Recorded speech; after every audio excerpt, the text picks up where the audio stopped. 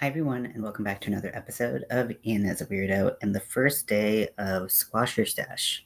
We're going to be squashing stashes here. Today I'm going to be working on showing you how to do the fingerless mitts that I designed for Halloween and never put the pattern up because so much else was going on for Halloween. So I'm going to be using two colors. The first is this Red Heart Super Saver Metallic, and this is in the color black.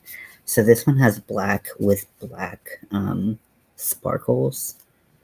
So there's also a Red Heart Super Saver that's black with gold, and this is the one that has the black shiny with it.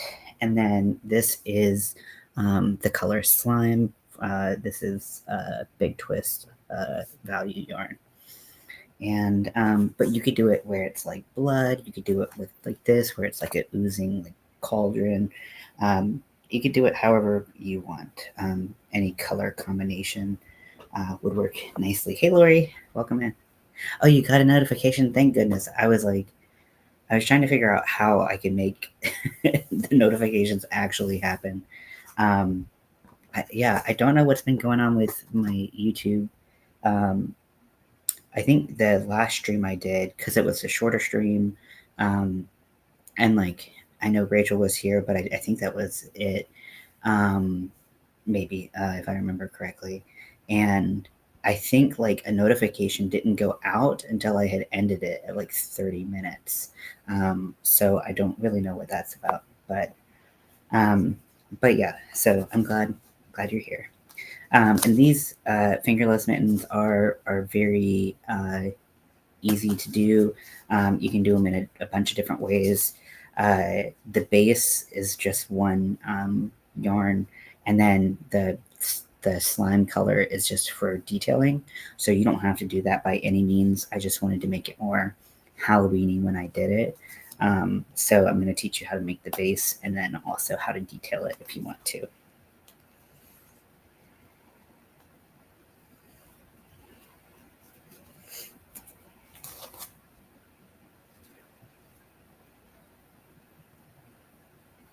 What is going on with how this is wound? Okay. It's like, which end is the center? So for this, now I haven't written this pattern out on my blog or anything yet, so you'll just have to go by my voice, but I'll try to write it up for you. Let me find where those mysterious crochet hooks have gone. Okay. So I'm going to be using a 5mm hook. You can really use whatever size you want. And this pattern will work for you. The only adjustment you might want to make if you do a different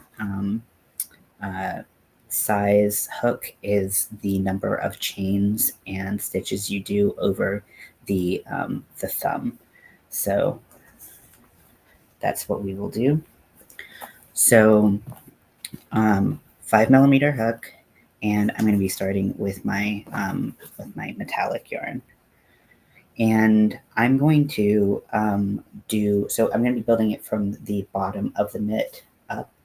When you work on a fingerless mitt or mitten, anything like that, you want to make sure you can get over the hand. That can be difficult if you are just looking at how wide your wrist is. Your wrist is usually more narrow than the widest part of your palm. So you can do this two ways. Both ways, you're going to want to make sure it gets around the widest part of your palm. So these 4 fingers right here is going to be right under your knuckles is going to be where it's the widest. So you can do a chain and then we'll work stitches into it, or you can do a chainless foundation row, which is going to have more stretch, and I like the look of a little bit better. I know this is not something that everyone feels comfortable with, so do whatever feels right, but I'm going to do chainless foundation row.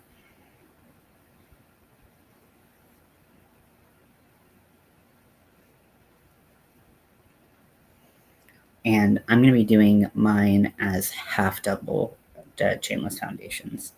So what I'm going to do is I'm going to start by doing a slip knot on my hook. I thought about doing this like top down, but I really wasn't sure I was going to be able to get a good view of it. So I was like, we'll try this method. So honest feedback. I appreciate if this is not helpful. We'll see. So to do a chainless foundation, you start with a certain number of chains. And for me, I'm going to do, because I do half double crochet here, I'm going to do 3 chains. Then I'm going to go in and take my hook, and I'm going to go through 2 parts. So there's kind of like 3 parts of the chain. And I'm going to go through 2 of them when I'm going back through, and that's going to be through the first chain that I did. So you can kind of see a little bit on my hook what it looks like right there. Actually, I did something wrong. This is why I edit my videos. So because this is a half double, that would be setting us up for a single. Because this is a half double, we want to yarn over, and before we do that, I'm going to yarn over, and then I'm going to insert. Sorry, that's my mistake. So it should actually look like that, where this is 2 parts right here. Then you're going to yarn over and pull through just that 2-part of the chain that we went through. Going to yarn over and pull through 1.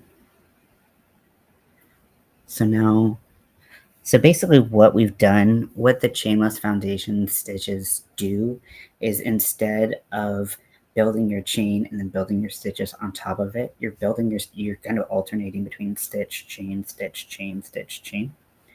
And this creates a lot of elasticity in the stitch, so that rather than chains which have no elasticity.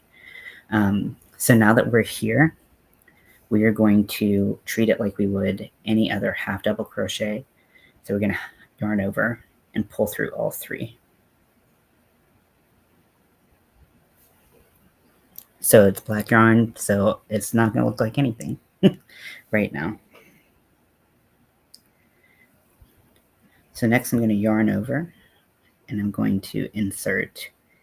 Again, we want to have this 2 parallel bars underneath. God, this is so hard to show. Going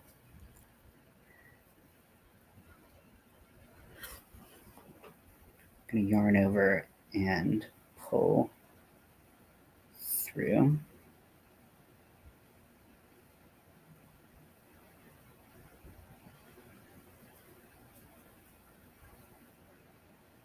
Yarn over, pull through, and then pull through all 3. You can't see anything. I'm trying to show you. You can't see it through a single thing. I'm so sorry. So I'm going to continue doing the chainless foundation half double crochets until I reach something that will stretch like beyond, or at least to the widest part of my palm. So when I did this with chains, I was at 27 chains. So I imagine that this is going to be more narrow. It's going to be fewer than 27 chains. But whatever that is for your hand, you can adjust it. So there's, we're just going to be doing half doubles, no fancy stitch multiple or anything like that. So, so you don't have to worry about how many. Just make sure that it can fit over your hand. The benefit of doing the chainless foundation is that it's going to be a little bit tighter once it settles around your wrist. If you did chain, it would be pretty straight up and down, whereas this allows a little bit more form fitting. So I like the look a little bit better, but there's it's not wrong if you want to um, do it a different way.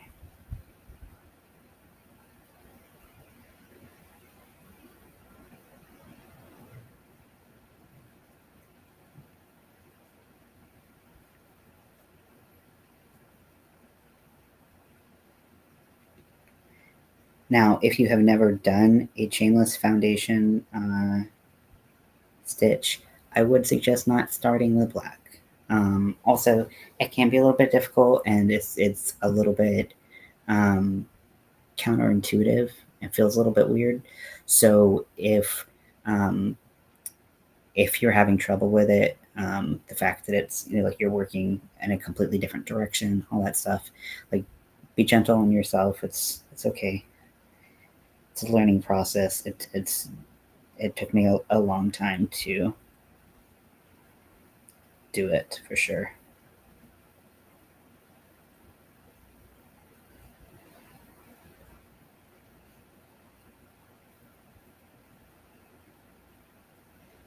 Now these are really really great gifts.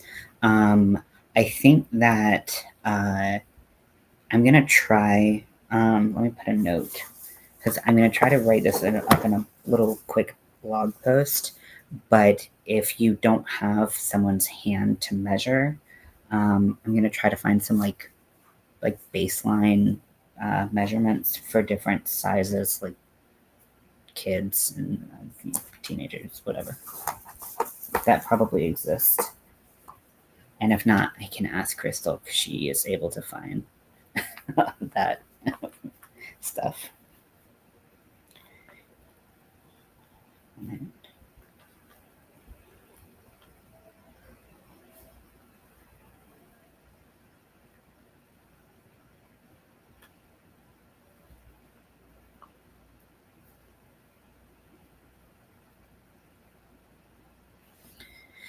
Yes, Shameless Foundation. I love them too. Sometimes they take so long, but they're almost always worth it. They're so great, and they look so neat. It's great if you have like tension issues from like one side to another piece, other end of a piece. They're just so nice. That was one thing during Halloween where I was really trying to not do every single thing um, to have a chainless foundation because I was like, do I do this all the time? But I think just for putting the patterns out, I really thought it just made things look a lot neater. So it's like I've never done this many chainless foundation stitches in my life. What is going on? And they're so much easier to count too. If you have a problem counting chains because they twist, you have a hard time distinguishing like where each chain is.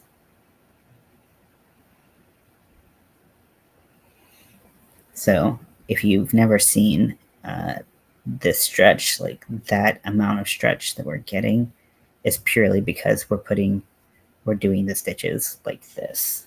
It's so nice.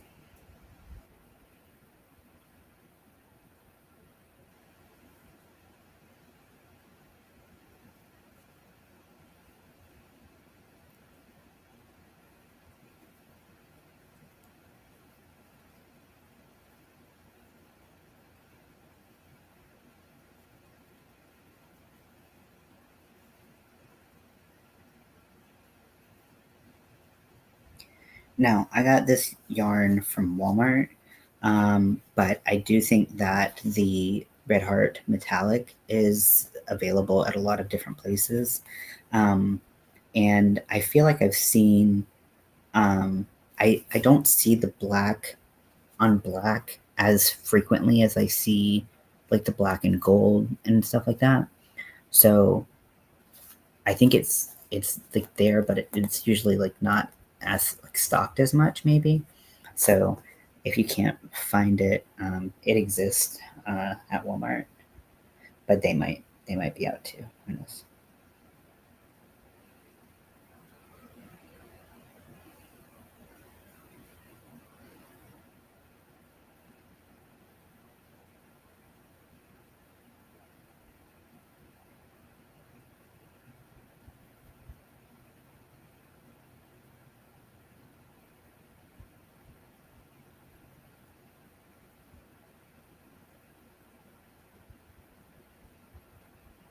My brain just like stopped working. I was like, how do I do this?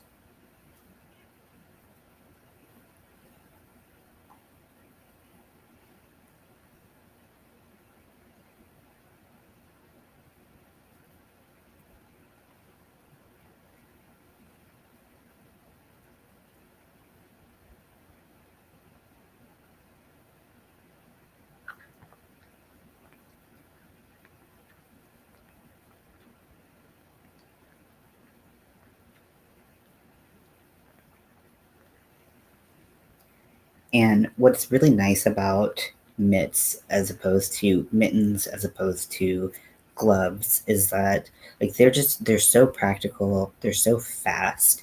You can like you don't have to worry about like people not being able to type on their phones and stuff like that. Like you can do all of that. And it's just a really really fast project that you can like just make very quickly, and it fits a lot of people because it's just kind of a general like kind of square or like rectangular shape.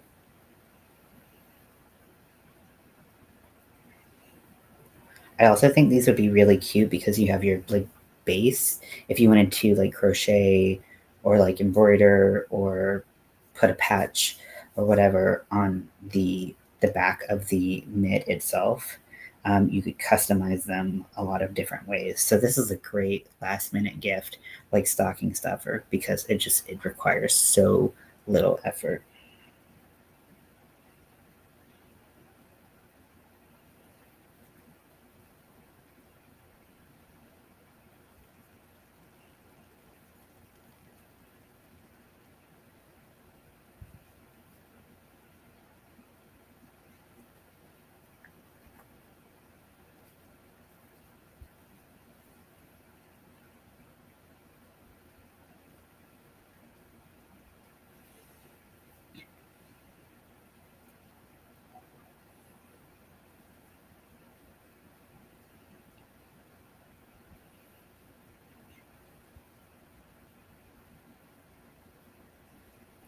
So, if you are not working on one of these with me, what are you working on tonight?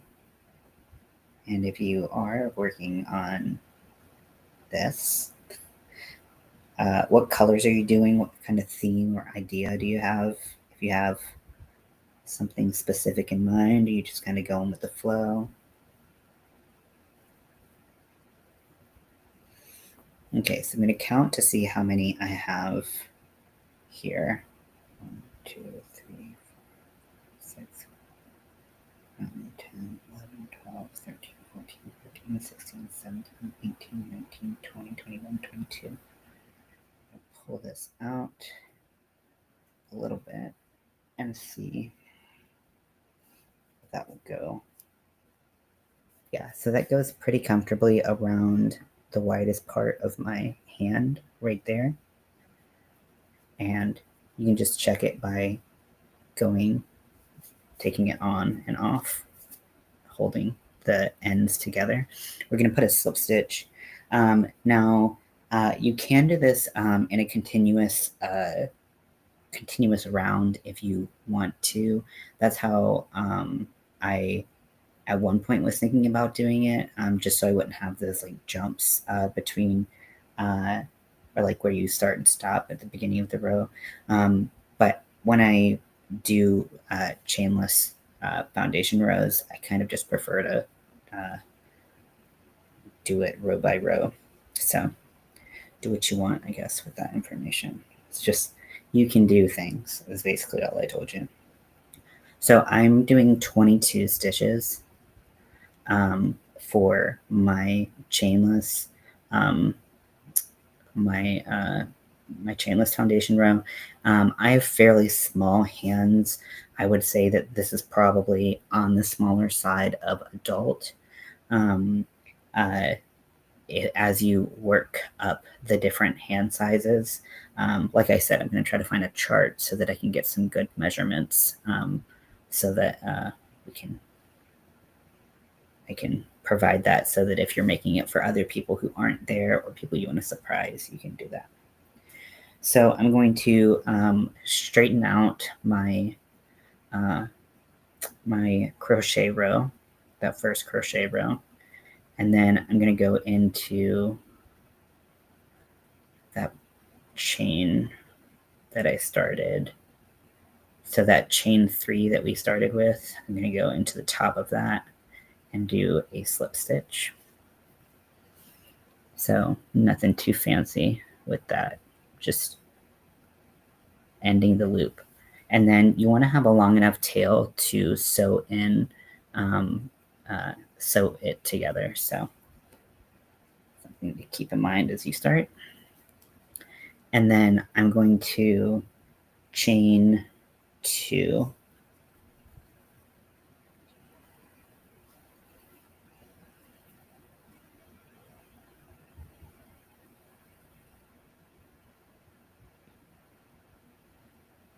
And I was just checking to make sure my pattern. So it says something at back loop, and I was like, did I do back loop only? But no, I just did something different. So we're going to go around and do 11 rows of half double crochets. So nothing crazy, just half double crochet in every stitch all the way around. And then at the end of the round, you're going to slip stitch, you're going to chain 2, and then you're going to keep going. And so you can adjust this height. What I did is I basically decided how far down I wanted the bottom of the mitten to go, and then I went all the way up to the first knuckle of my thumb. So right there. So however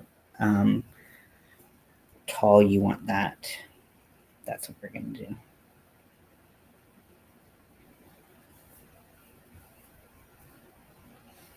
You can also do this with like any stitch. It definitely doesn't need to be a half double crochet. I just really like half doubles, so.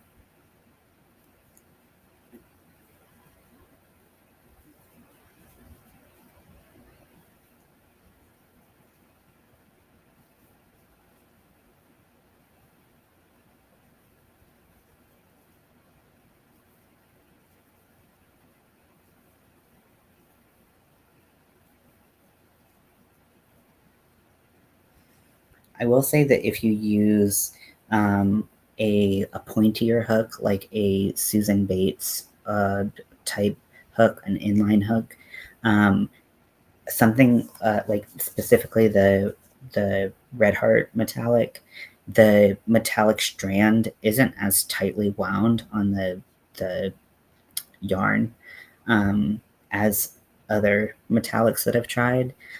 So you might really end up hating this yarn.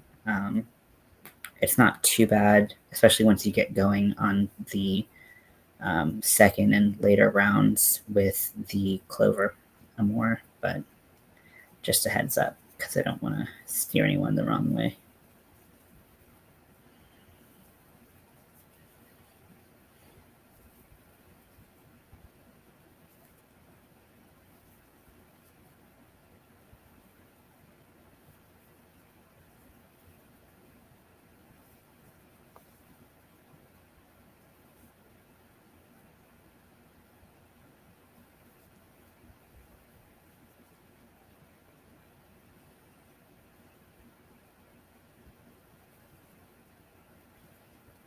So just slip stitch that shut, chain 2, and keep going. And you can also change it to a chain 1 if you really prefer, but it's up to you. In fact, that a chain 1 might even hide, your difference a little bit better. Let me try that. We're learning together.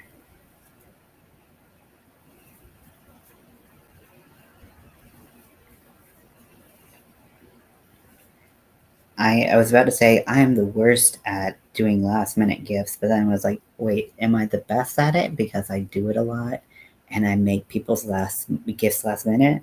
Or am I the worst because I do people's gifts last minute? That sounds like an existential question.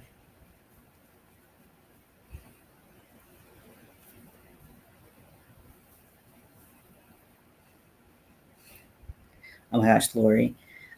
So the mail that I got that I signed for, it came in like one of those thin cardboard mailers, you know, 'cause it's fancy. Um, and Scotty is so worn out from being part of our conversation that he's just been sleeping on that mail because I just like placed it on my bed and I was like, I got things to do. He's just been sleeping on the mail the whole time. I was like, are you comforted by this or what's happening here? That's my son.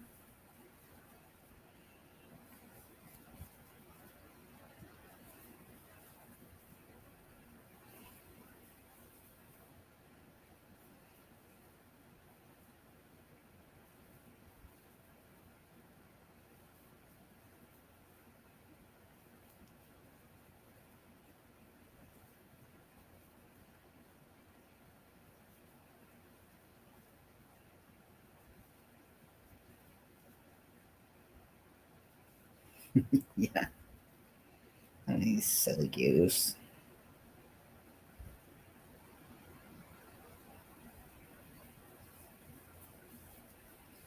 Yeah, love sleeping on mail. Or like any anything that's like very like the more random it is, just the better. Kids.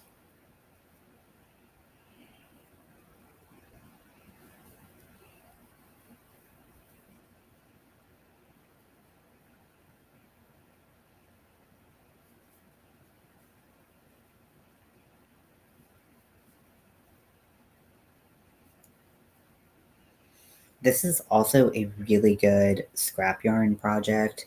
If you have just like a little bit of yarn, um, completely exhausted. He's so exhausted. Um, this is a really good scrap yarn project. You really don't need much yarn at all. So if you're trying to figure out what to do at the end of your skeins or whatever, this is a great project for that. And in the theme of stash busting, this is so perfect.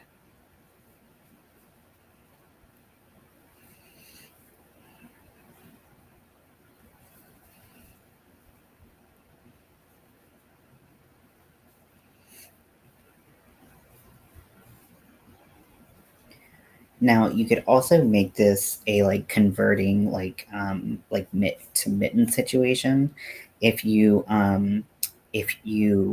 continue the mitten portion on the top and um, uh, don't have it connected at the bottom, but you have something like a button and like a piece of yarn to hold it there, and then you can flip the part of the mitten, the finger part of the mitten up, and we can you could put a button at the top. And once I get closer to the end, I can explain that a little bit better because I don't think that made any sense.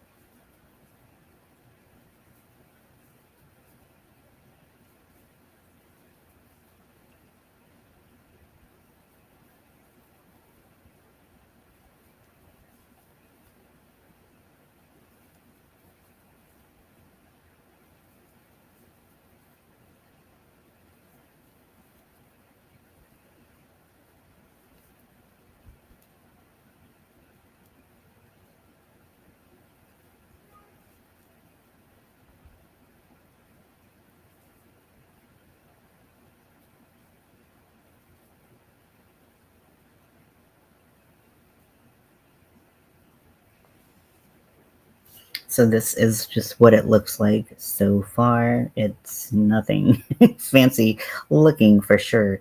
But the good thing about how we started it is that the stretch on the top is basically the same as the stretch on the bottom. So you get this really nice look, like that's consistent throughout the whole thing.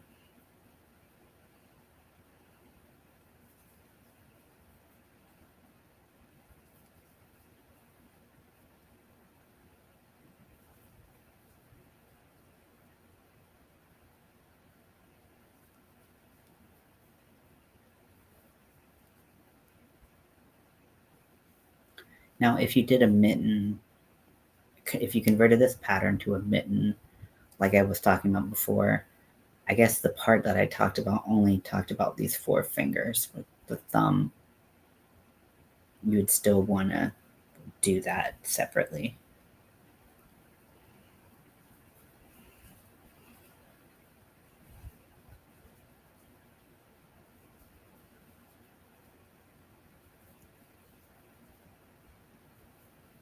That'd be really weird. You have like a full mitten here, and then your thumb was just like open. I don't know if that would do the job.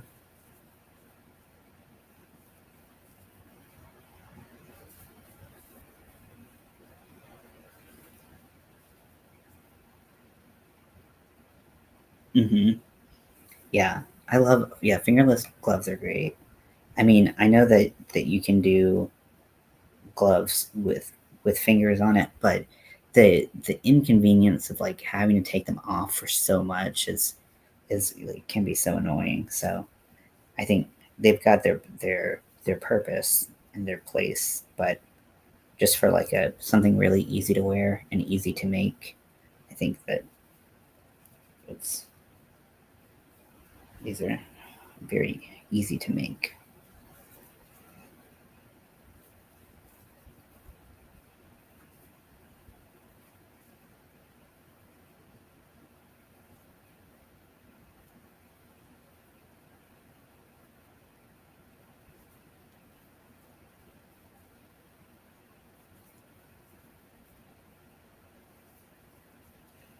And this might be a good time, just while you can, just to double check that you can get your whole hand into there.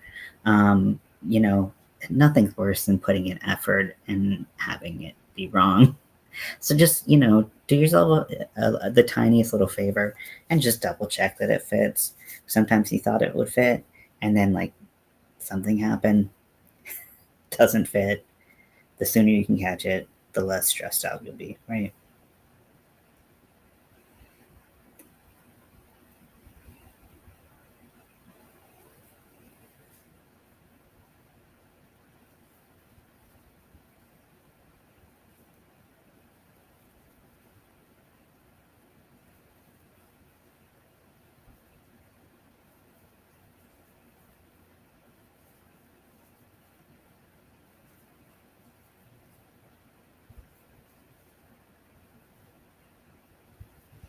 So I'm doing 11 rows, including my plan is to do 11 rows, including that foundation row that I did.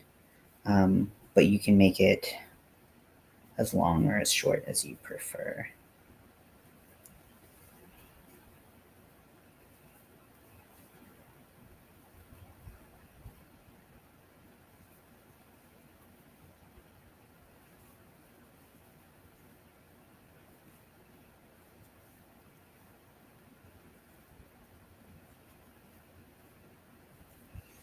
I just had like a random thought that I wonder if you put like a pocket in the palm, like a really small, a fairly small pocket.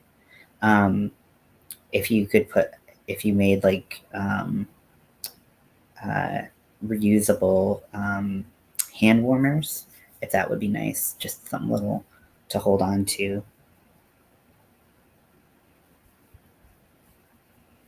like the ones with rice that you can heat up in the microwave.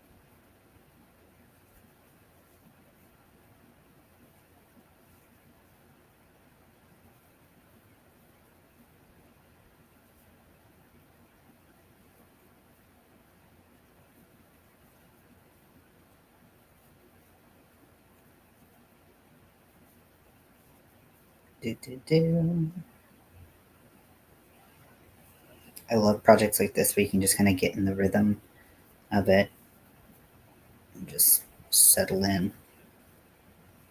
Not too much thought involved. Pretty straightforward.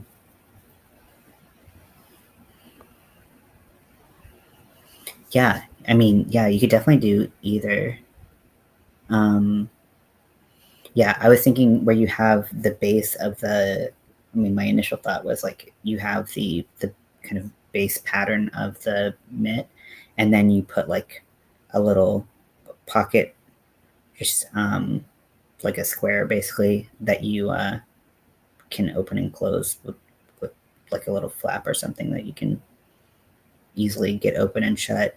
And then if you had like a reusable um, like heat pack of like rice that you can microwave, um, something that you can like sew up or something like that, that would be nice. I mean, I know that there's the ones that you can buy, but those are. I mean, I would those be too big? No, I mean, I guess they would be fine.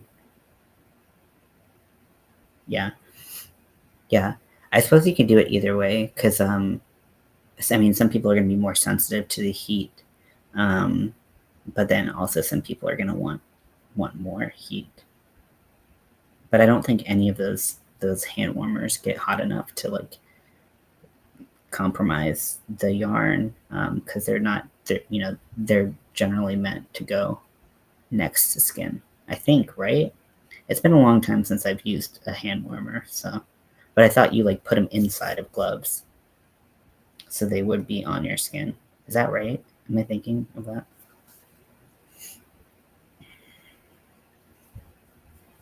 You just don't want them like constantly on your skin for like hours and hours at the same temperature. Hey, Chris. Zian. Hey, Zian sounds pretty cool. That's pretty fun version of my name. How are you, Chris? I'm glad you're here. I was like, I hope the notification got out to Chris too.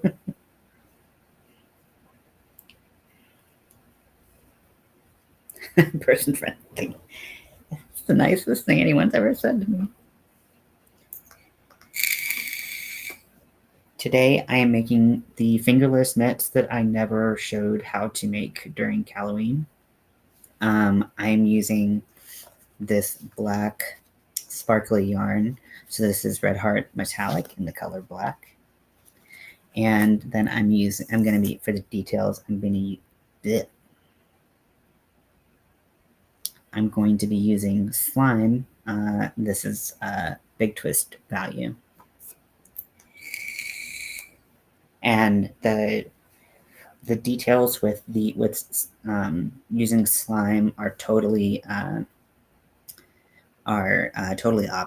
So I'm gonna make it look like it's oozing like a cauldron. You could do it with black and red or any color in red and then look like blood. You could, make a candy cane or something and put that on there. So basically, once you can make the fingerless mitts, you can just go wild with however you want to do it. Good to see you too, finger gun. Yeah, I just love like really versatile patterns because like if someone's in LA, a pair of fingerless mitts with no additions is going to be just fine. If someone's in like you know a place where it's like snowing and icy all the time, then having that like a pouch that holds a hand warmer or something is going to be a lot more gets to see a lot more use. So however, you can really make it however you want. Also, they look cool, and that's what we're all about, looking cool. I hate myself.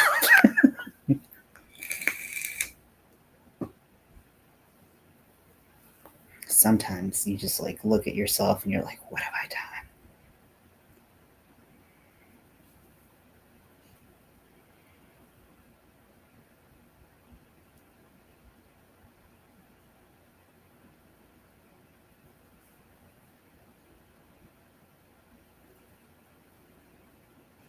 Yeah, I definitely like the chain one better.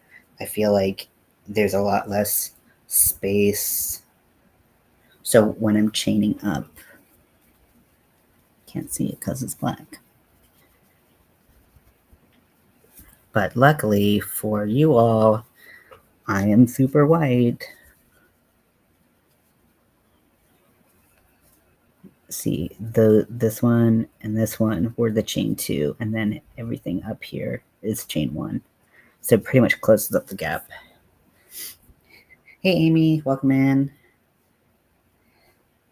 Super Gold says likely they lost their fingers to frostbite, so still useful. Yeah, you don't need fingers to use fingerless mitts. Versatility.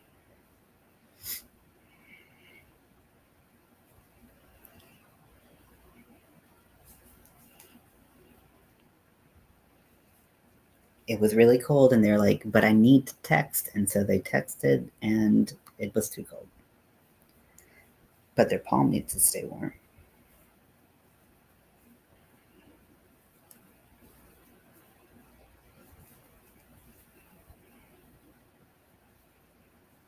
But they also have a thumb because that helps keep the mitt on. How versatile of a pattern. I don't know where my brain's going right now. It's getting weird in here.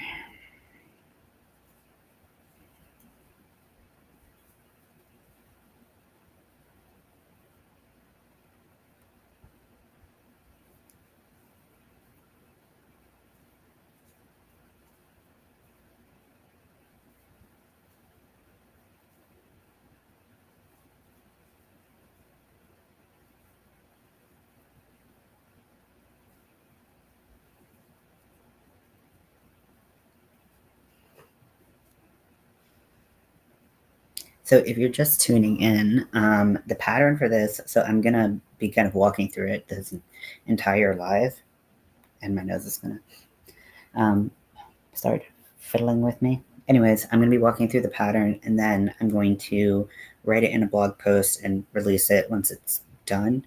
But basically what I've done is I did a chainless foundation half double crochet and got it to a point where it would stretch and fit around the widest part of my palm. Just suck your thumb while walking in the snow. Yes, so it's nice and wet. You just have to be continuously sucking it.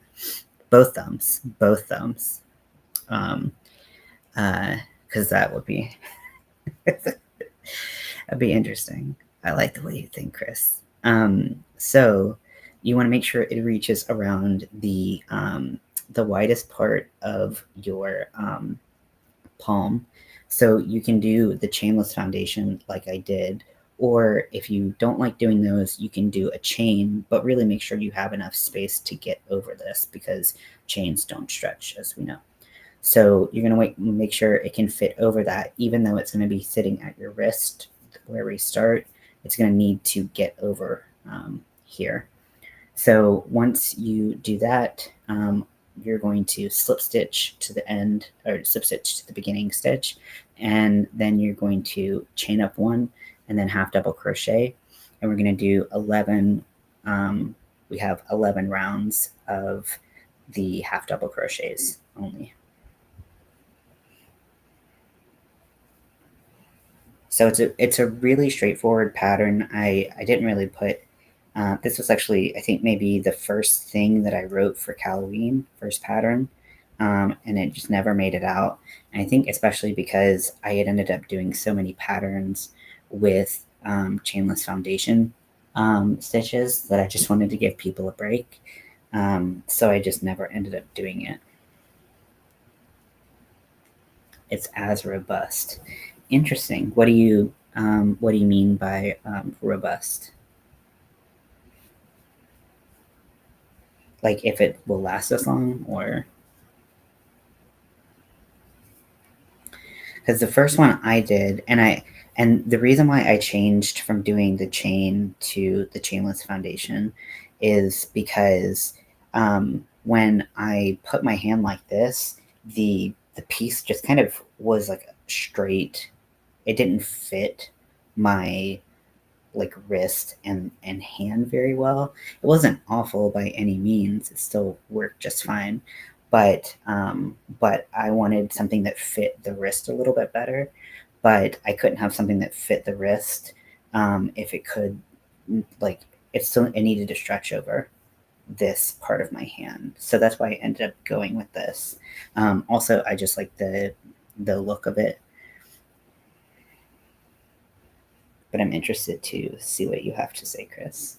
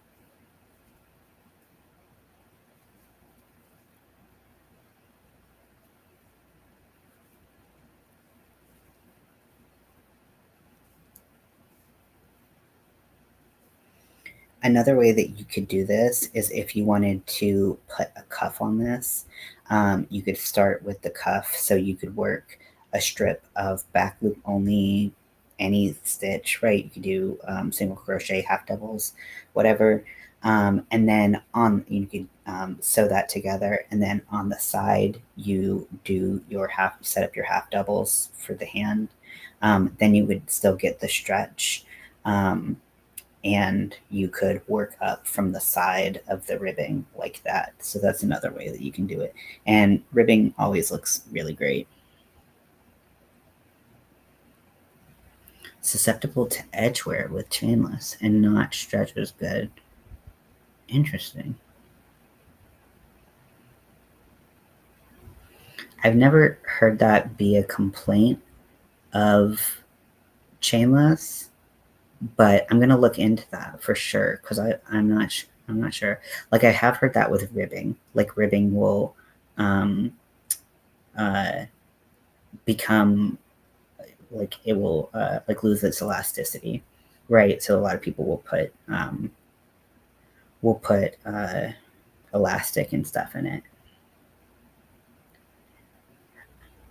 The reason why in my brain I'm not sure about that is because essentially when you're doing the chainless or the chainless foundation, yeah, um, you are essentially everything is essentially what it would be if it was a chain and a stitch, right? You're changing the order in which you do things. Instead of doing your chain and then your stitches, you're doing chain stitch chain stitch. So you're inserting the chain in between the stitch, so you're placing it where you need it to be. But I have not heard that, but that doesn't mean it's not true. And there's a whole lot that I don't know, believe it or not. So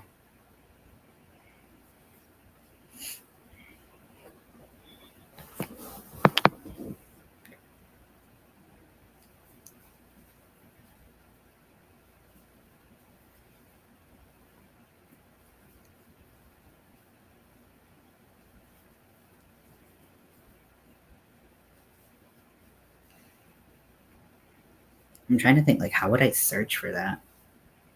Like just like search up like pros and cons of doing a chainless. Hmm. Hmm. I don't know.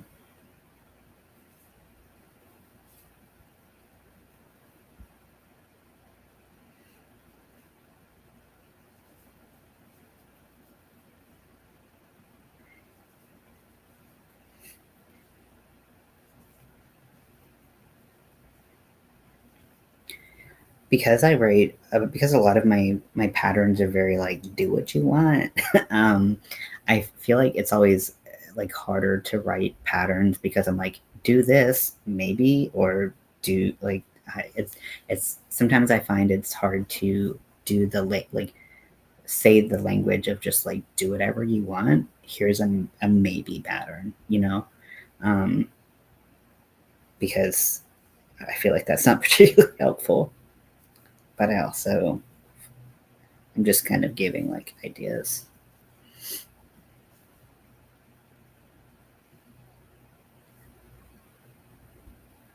Could always start with a wristband if it was really a concern.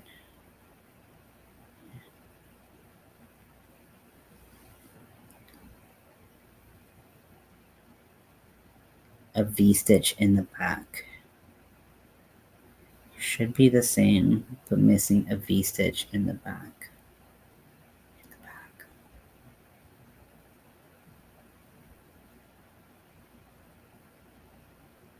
Does it? Oh, this is getting so technical. My brain is like literally like it's like someone put like pop rocks and soda in there. Like I'm just like seeing color, bursts of color now. Like I'm not even like computing. I'm just like, whoa.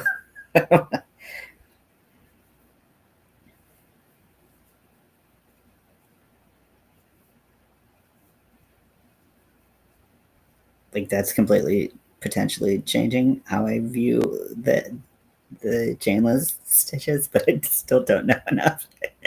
I'm just like, I'm like Tina and Bob's Burgers. I'm like, I can't do the voice sound, so it doesn't have the same effect. Why are my eyes watering? What is happening to me?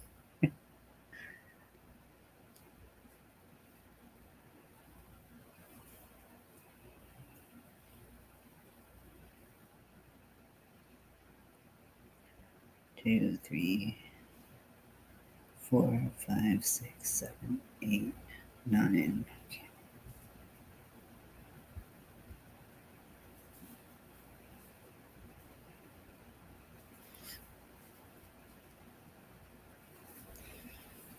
So I'm going to try to remind everyone consistently for the next couple of days. There are a couple days left to enter to win the giveaway for the yarn.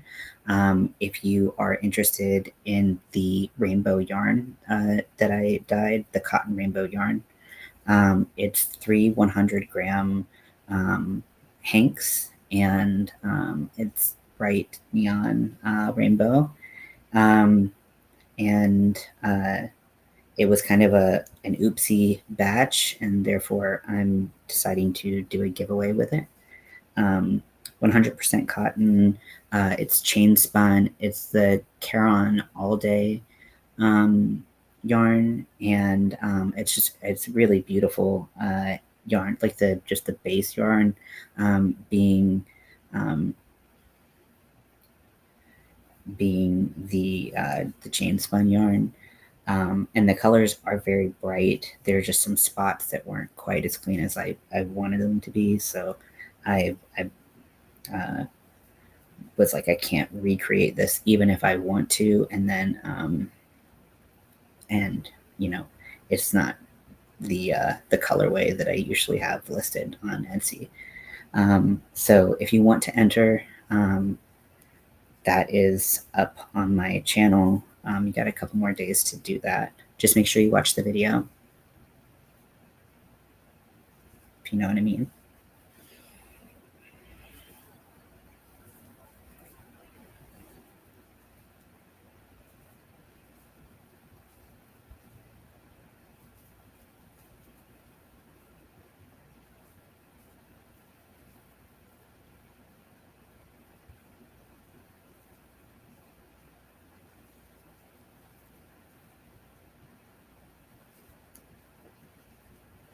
Tucking out my backside.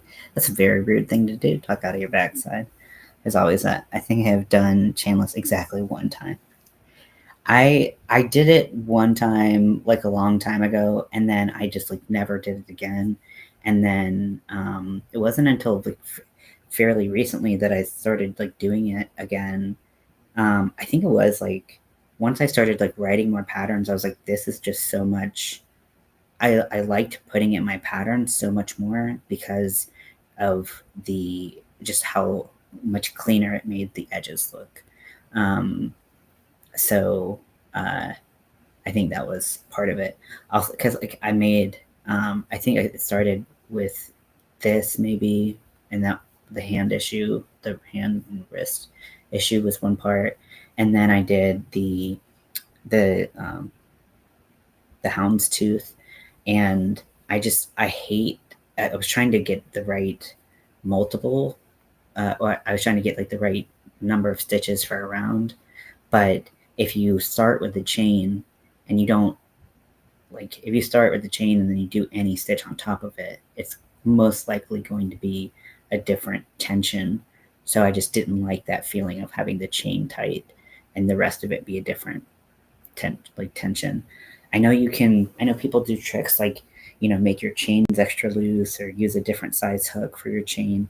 And I've just never been one to do that. It just, I don't feel like my chains are super tight, but I like knowing how big, if I'm going to make something to measure, I like knowing how big that's going to be. And I can't get that with a chain. Like, I can't get it exactly.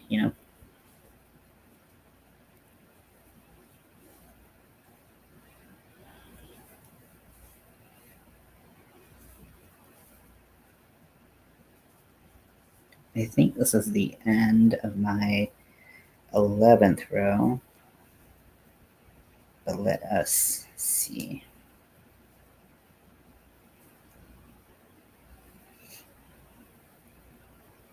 One, two, three, four, five, six. That was 10.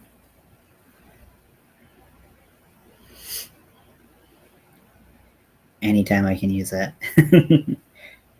Although if they're like, it's I like it when you have to chain a bunch, but I also don't like it when you have to chain a bunch because like it can be so much.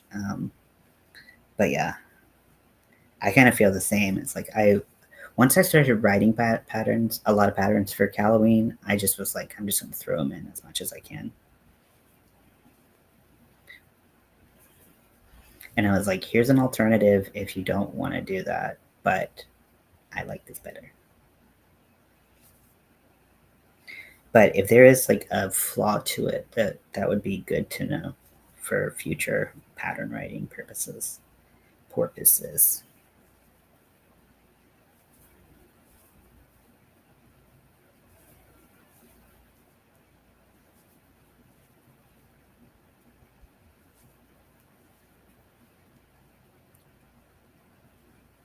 Skip stitches are the thing I can't figure out.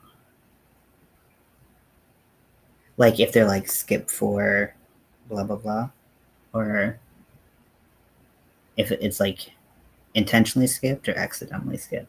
I guess that's probably what I'm asking. And this pattern actually has skip stitches.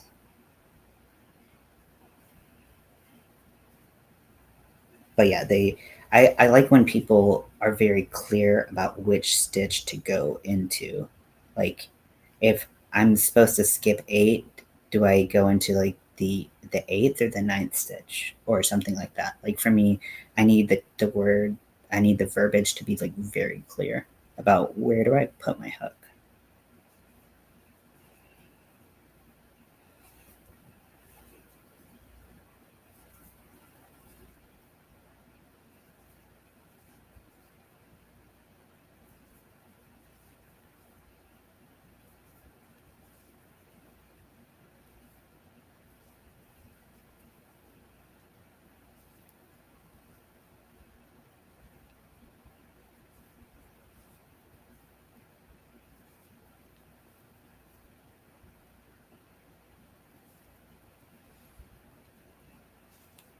Shell unskippable. Oh, okay. Oh yeah. Oh yeah. I I don't I don't know how to do that either.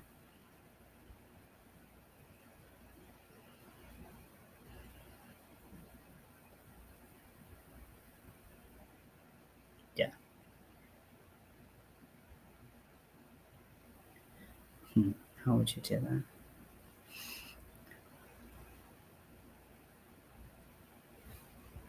I mean, I guess if you were doing like parallel chains at the top and bottom, then like if it was like skip two, if you did like okay, you did your shell, your chainless shell, and then you chain two, so you chain two on the top, and then you go in, and then you do your set two chains at the bottom, and then you put your shell.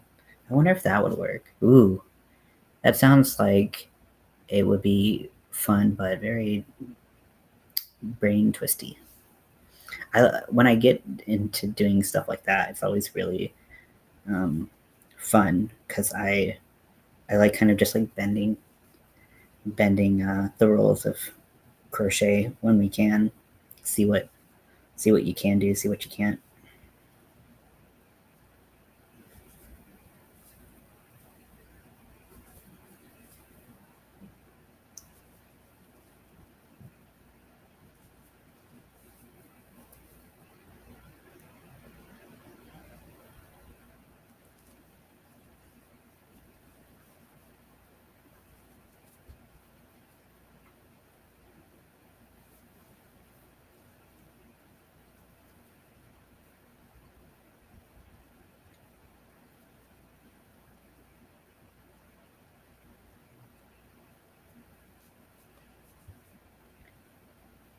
Yeah, especially if you can find if you have a pattern in particular that you would like me to check out, I would be happy to do that.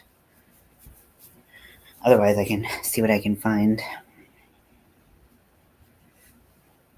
Okay, so now I have the mitt up to the first knuckle of my thumb, and you can make this longer, shorter, put a cuff on it, whatever you want to do. The world is your oyster.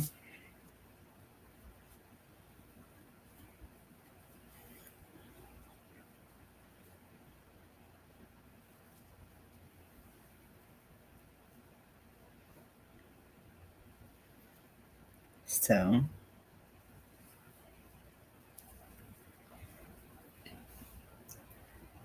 now what I'm going to do is I'm going to chain 10. So this is going to be the chain that goes over my thumb. 4, 5, 6, 7, 8. So if you have a larger thumb or smaller, if you have a different size thumb, you can play around with the chain length and then also how many stitches we skip. Um, ooh, the turtle stitch. Oh my gosh, what is a turtle stitch? I gotta look that up.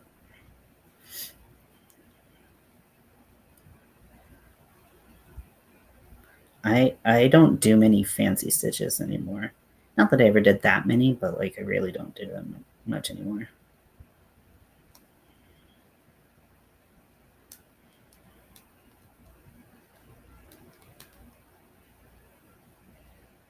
Is it the turtle shell or the turtle? I guess turtle back and turtle shell is the same thing. Is a shell stitch that uses front loop and back loop only stitches to create ridges to add. Sounds cool. Sounds cool. Oh my gosh, it's so pretty.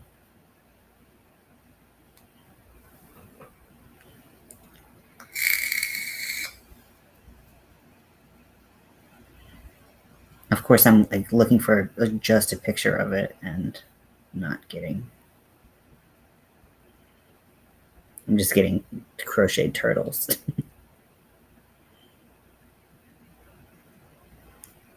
Make sure my volume's down. Wow, that's nice.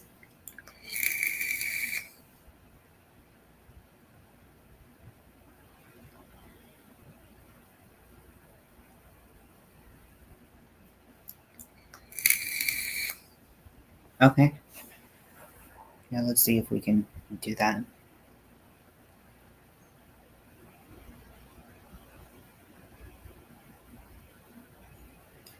also like thinking about multiples and how things turn, and yeah, that looks fun.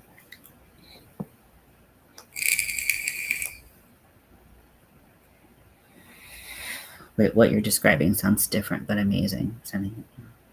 Yeah. Then what I this is what came up: turtle stitch, how to crochet the turtle stitch. But like when I searched for it, it was like turtle back crochet or turtle shell crochet stitch. But then once I opened it up, it was, I think it was uh, combining searches for how to crochet a turtle shell for like amigurumi.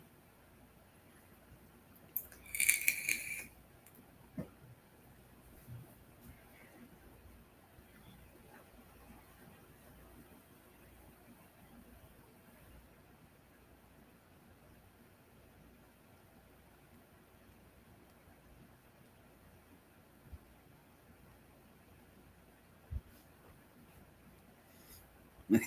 How many did I chain? I forgot it. 1, 2, 3, 4, 5, 6, 7, 8, 9, 10.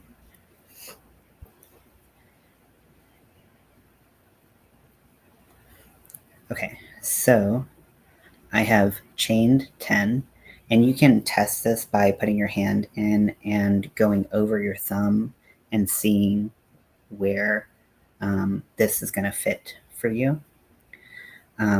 So after you've chained 10, you're going to skip 8 stitches, 1, 2, 3, 4, 5, 6, 7, 8, and you're going to put your hook into the 9th stitch and do a half double there.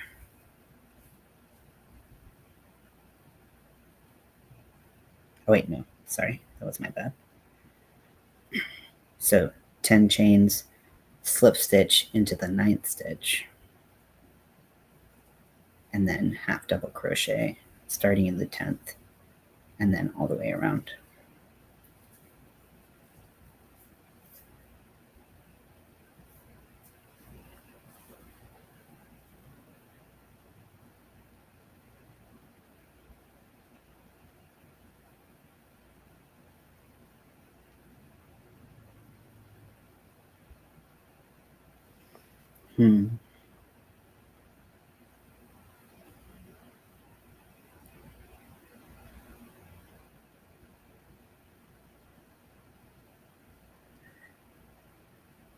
That looks so good.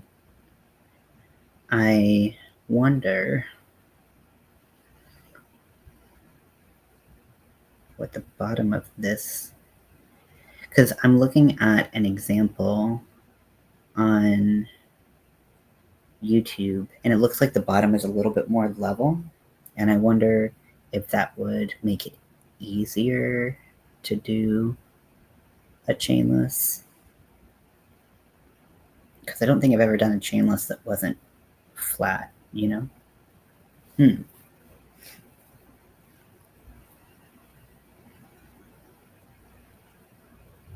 Make them for your sister.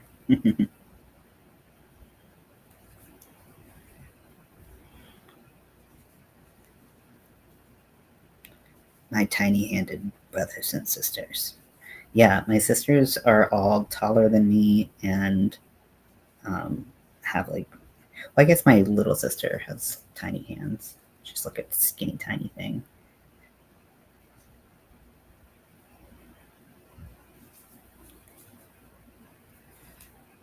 But I just have like, just like a petite person, and in general, other than the things that I'm really not petite. I'm a person of extremes.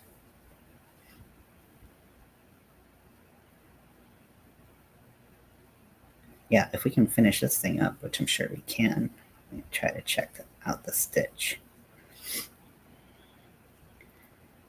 Now,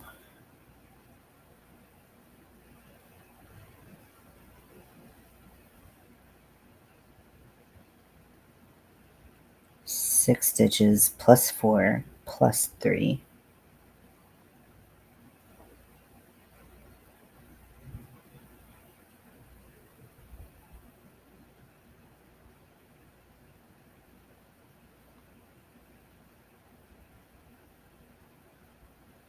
You know what? I think if my idea works, it it might be able we might be able to do that.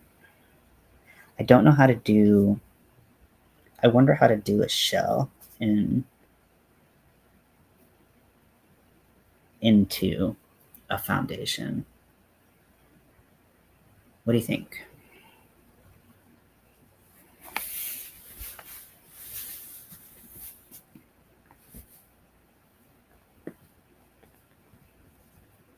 How would you do that? Because you have everything for your double.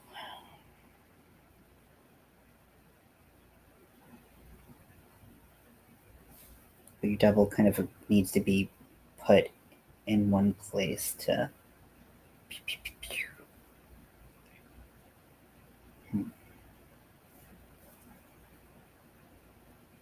Chandelier ripple stitch. Each because there are no skip stitches. Okay.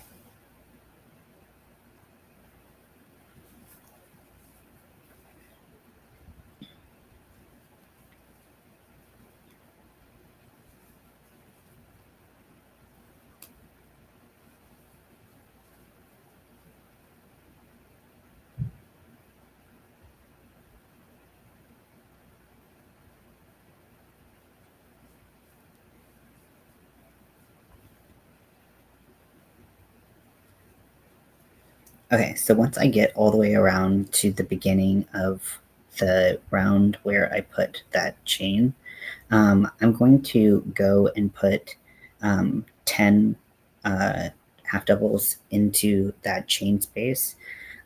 You can put them in directly into the chain, but I don't really feel like that's super necessary. And I kind of like how if you just place them onto the chain itself rather than in it, how they can kind of move around and fit a little bit better. So, and does that, I don't know if that makes sense, but just kind of going on top of the chain like that rather than like inserting your hook into the chain for it. Now, if you are adding a thumb, I think it's easier to go into the chain because your stitches will be a little bit easier to find. And I also prefer going into the back bump of the chain because it the way it twists the chain, it makes your stitches a lot easier to find and a lot cleaner.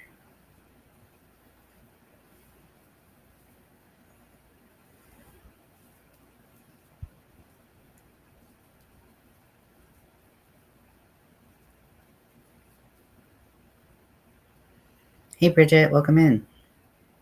I am working on a chainless. I'm working on a fingerless mitt, and I am showing how to do the base of it, and then I'm also going to be showing how to make some like slime-looking embellishments. But you can make it however you want. Super easy, last-minute gift. Great scrap busting project. 6, 7, 8.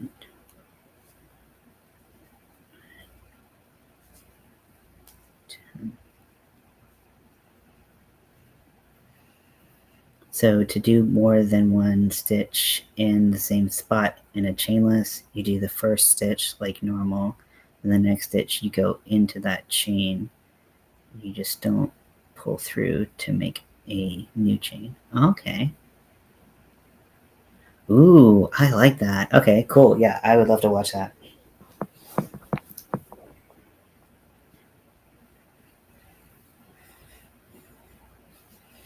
And then we're going to go into our first half double of the previous row after the that chain 10 we made.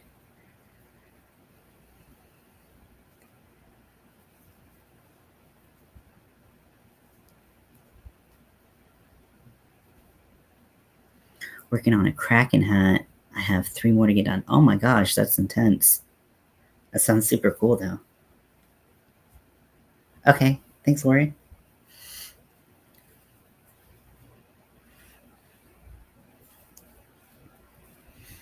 And I'm going to be trying to film a lot in December. If anyone wants to come up and hang out and work on whatever they're working on while I'm going through, whatever project I'm going through that day, let me know.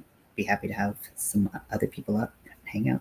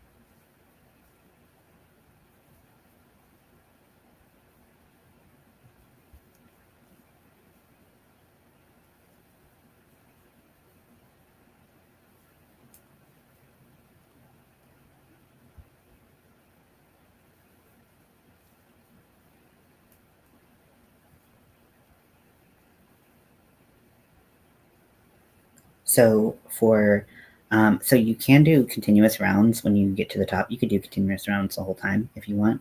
But I'm going to switch back to doing round by round for the top two rows.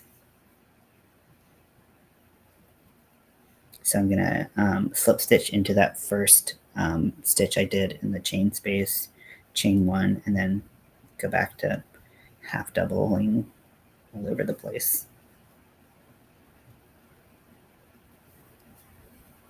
Oh, cool! Thanks, Bridget. That would be that would. I was gonna say so awesome, but I was also gonna say awesome, so I just was gonna say sawsome. Um, it would be awesome to have you up. My words are not great. It would be very awesome.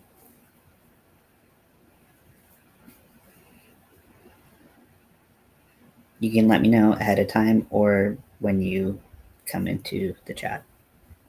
It's all good.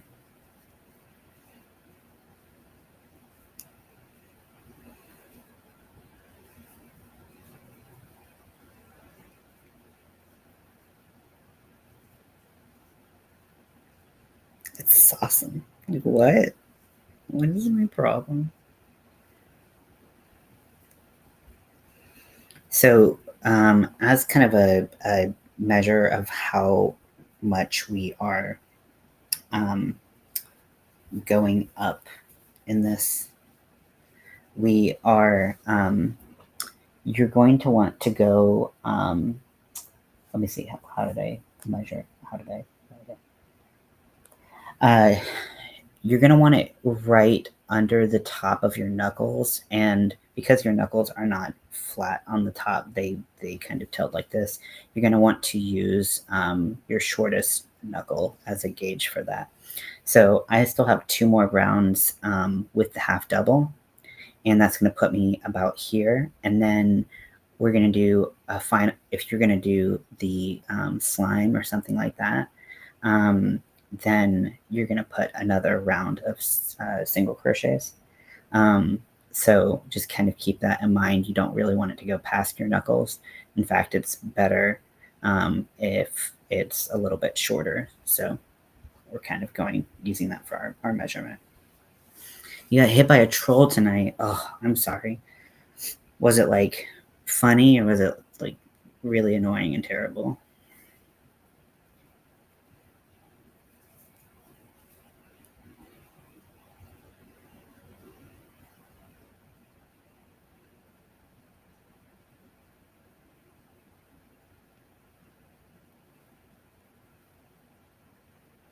Because like sometimes I have fun when trolls come in because I'm like this is dumb. Sometimes they just like it's just too much and it's bad.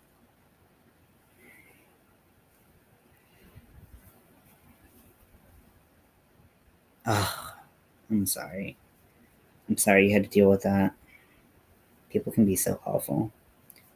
And I feel like a lot of people who do that stuff like that, like just like I can't imagine anyone would be like that to someone's face. I mean, I'm sure people are, but like some people can be so nasty and like it's just because they get like this anonymity from being online.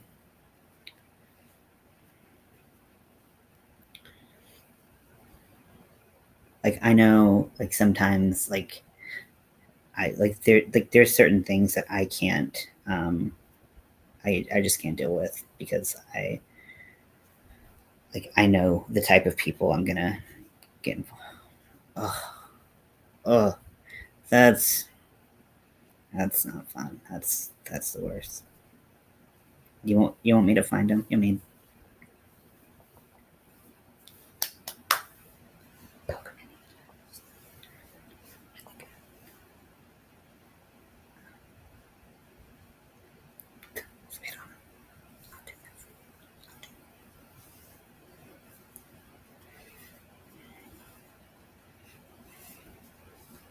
read the room, Nightbot.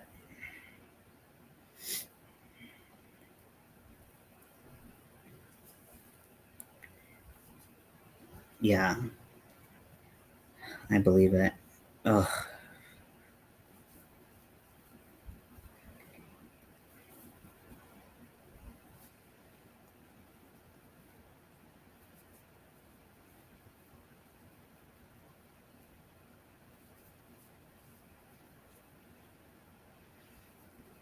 That's one of the reasons why I can't go on like vertical live anymore because I just like it just an influx of people like that or like just being terrible.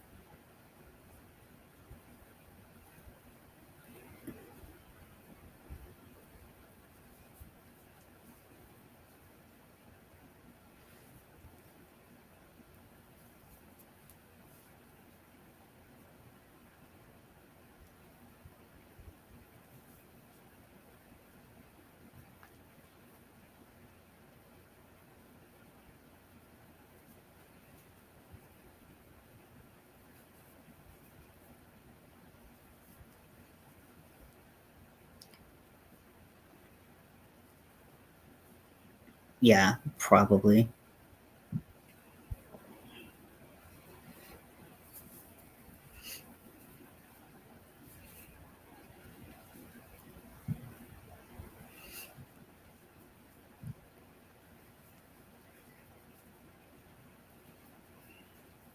Yeah, some people can be so nasty, just like so like flippantly, where it's like not even like it's clearly like doesn't bother them to be like that. And I'm like, I'm glad I'm not that type of person. Like I'm glad I'm not, you know.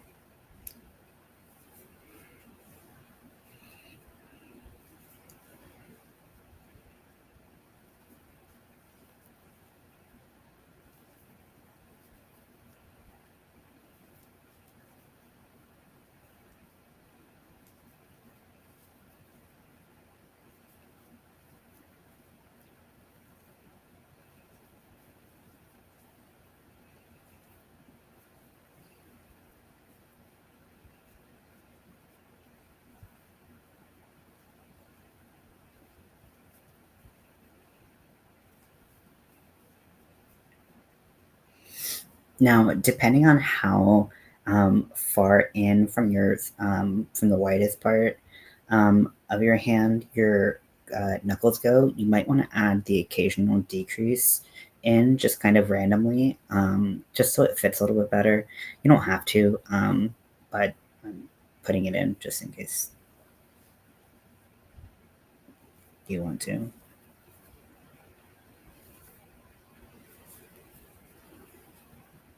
but only when the situation is appropriate. Yeah.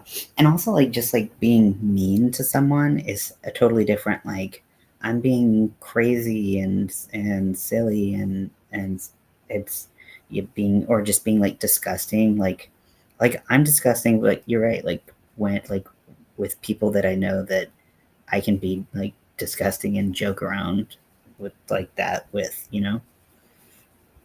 Yeah.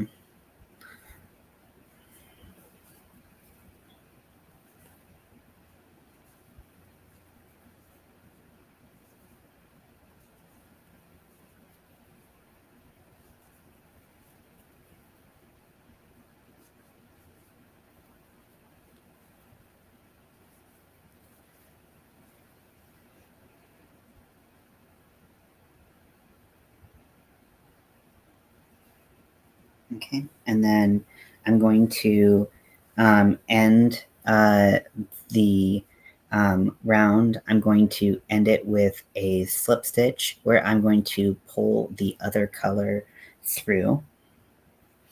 So for me, that's going to be time and place, exactly. So I'm going to slip stitch using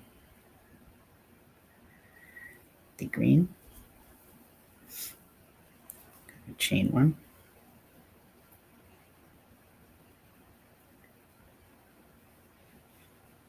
and going to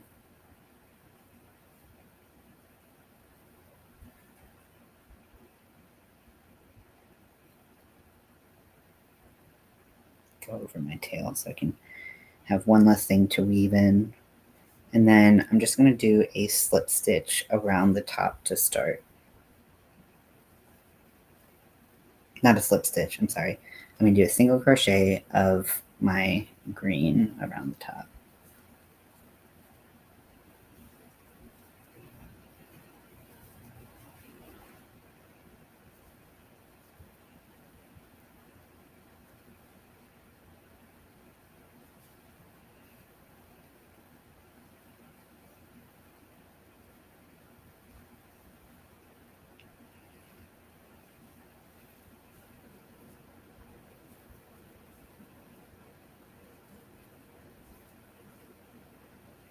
I really do think this would look good with like a red, like bloody and stuff.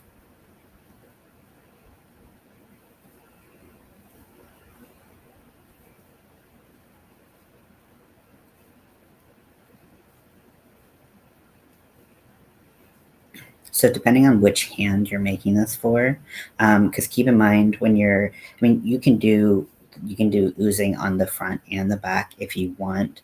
I'm only going to do it on what would be the back of the hands. So you're going to have two each. You're going to have to keep in mind what's going to be the top, even though the base of the mitten will be the same. That what is ultimately going to be the top is going to be different. So you don't want to have them like laid out in front of you, just so you don't get confused. Because that would be really easy to do if you're someone like me.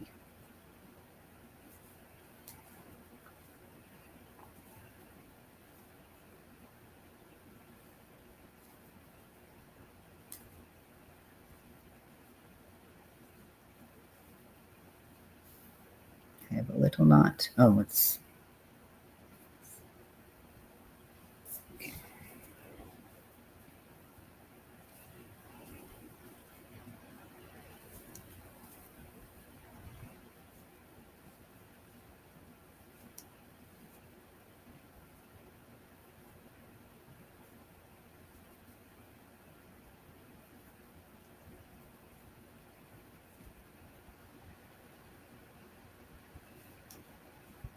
okay. So once you've made it all the way around with your single crochets of your oozing color, whatever that color may be, you're going to want to slip stitch,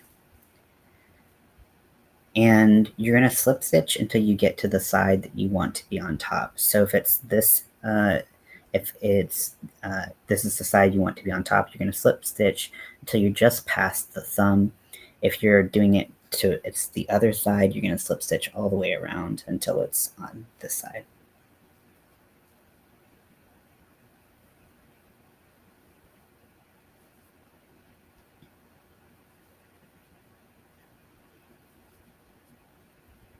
And you're going to be doing that into the single crochets that you did in the prior row.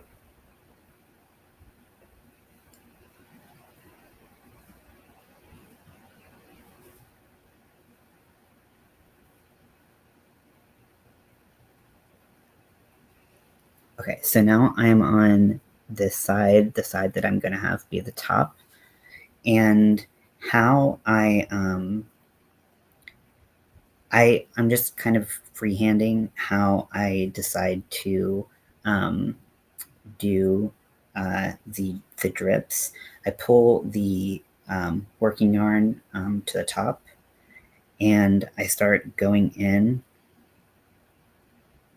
and putting my hook in, under, and out all on the top of the yarn, and I do a slip stitch. That's pretty difficult to see, but it's there. And then I continue to go down, in, under, and out, slip stitch. So it looks like that. And you're going to want to kind of follow your yarn down so that that's as good as it can.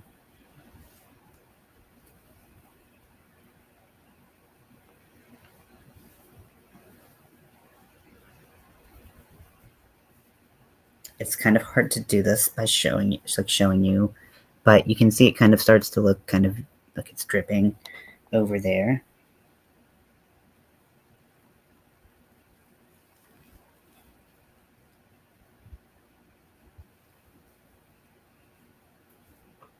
So like this. And then when you want to turn around, you can just turn your work. And because they're drips, I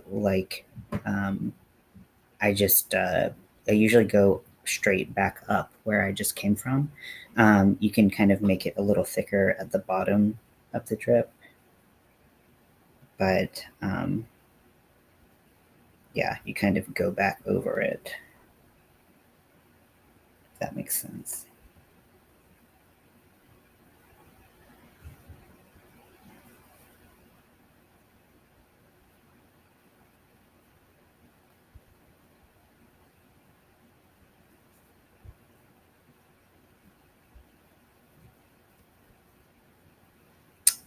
I'm not quite sure where Crystal is. I know she's been playing World of Warcraft. I don't know if I'm supposed to expose her like that, but she's been playing a lot of World of Warcraft. So she's been having some fun playing, which I think is super cool. I'm super jealous. My computer is not advanced enough to play anything really, but that's what she's been spending a little bit of time doing that, and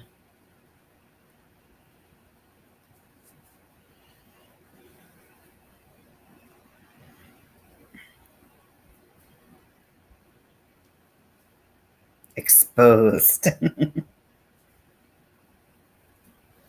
I'm so jealous. I'm so jealous.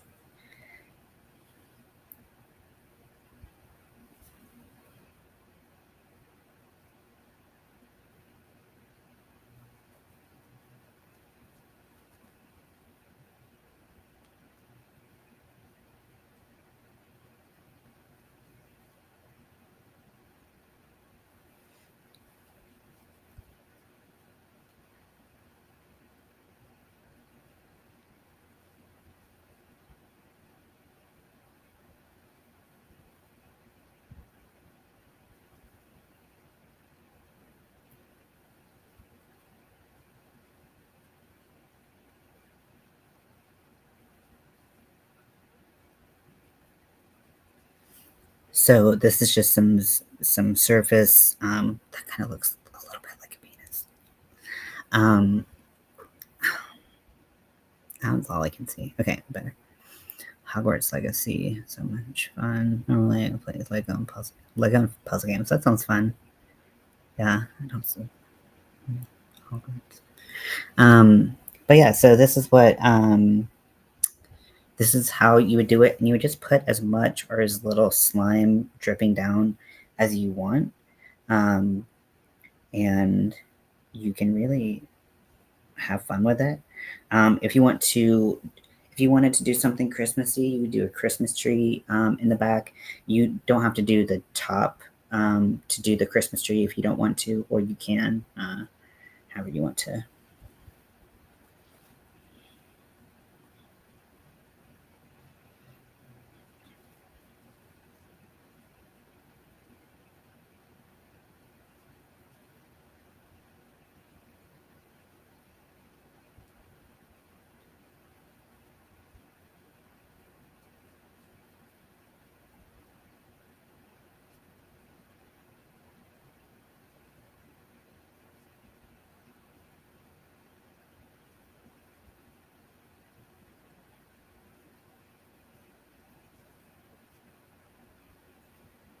I'm like, all I'm thinking about is like video games again. Jumped in, maxed my character in raid gear on the game I was playing, and burned out in like 7 months. Just not the same when I was younger. That makes sense. Yeah, I mean, you definitely have to be in a place to play a lot of games. Like, it's a certain place to play a lot of games, and and from what I understand, she took a break from it for a while. So I think getting back into it was buttons are and what combos you need. Oh, for sure. Yeah. Definitely if you like started playing a game and you like worked your way into like the middle of it or whatever, and then you stopped and tried to come back to it, you're like, I don't remember anything. That's me whenever I play a lot of my games too. I don't remember any of like the combos or anything. What? So I just start button mashing.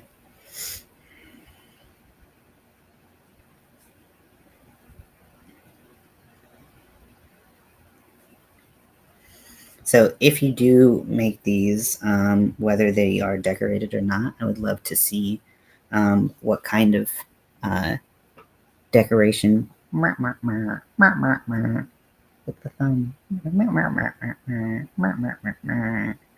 Uh, what you do with them, because I think that this is a really simple, because I'm a really slow crocheter, so if I can make one in an hour and a half, then you could probably make two in like 30 minutes. It's really, really simple, straightforward. You can make them in a bunch of different sizes, colors, patterns, whatever. So yeah, that's that. And like use a bigger hook, and you can get it done even faster. Um, you know, that's okay. I'm literally just thinking about making that. Uh, how to make that.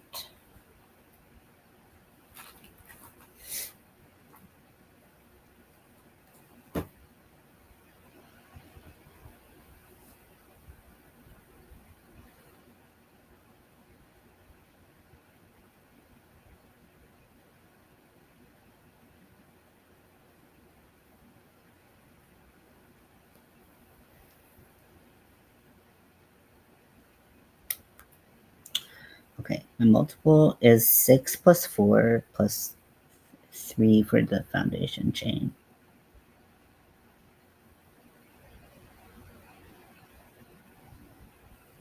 Okay.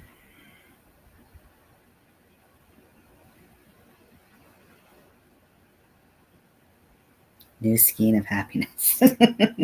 I'm just trying to figure out how to do this whatchamacallit, a foundation chain for this turtle stitch. Turtle, turtle, turtle. Okay, so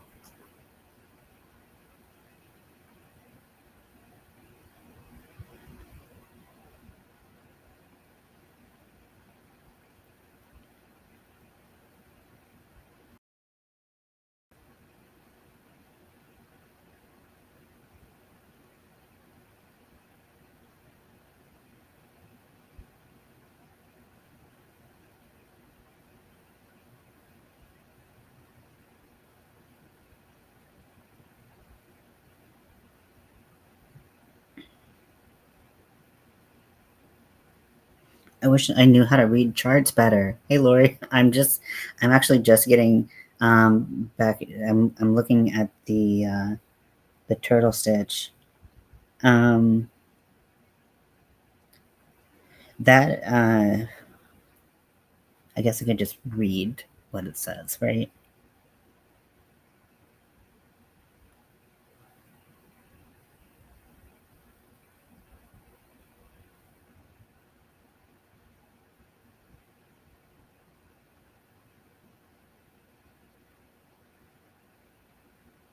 I wish I could read charts.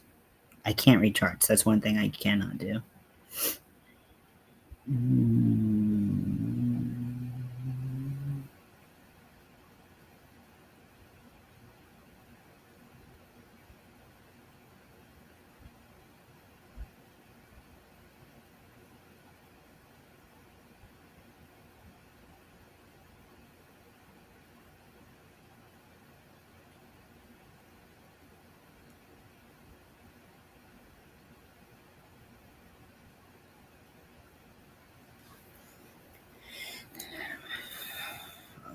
So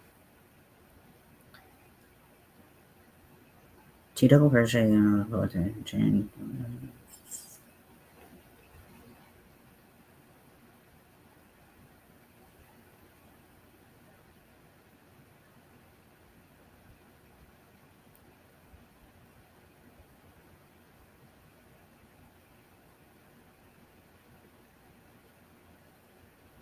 Okay, let me try this.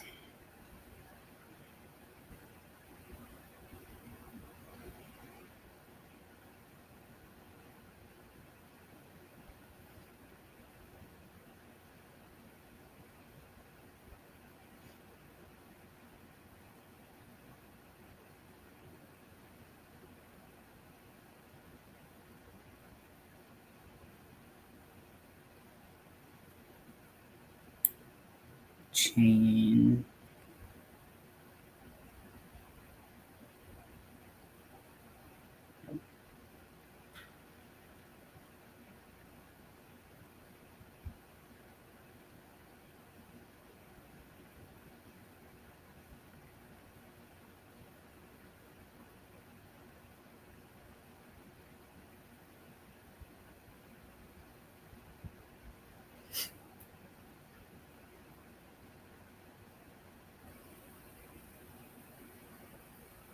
Extra chain because we're going in here.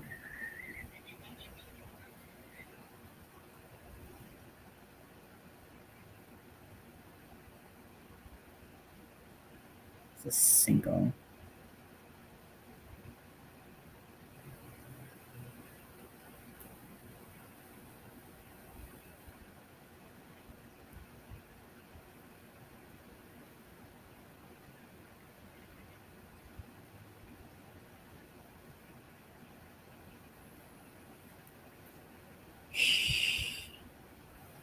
Okay. It's about connecting the tops too, because that's not what I'm doing.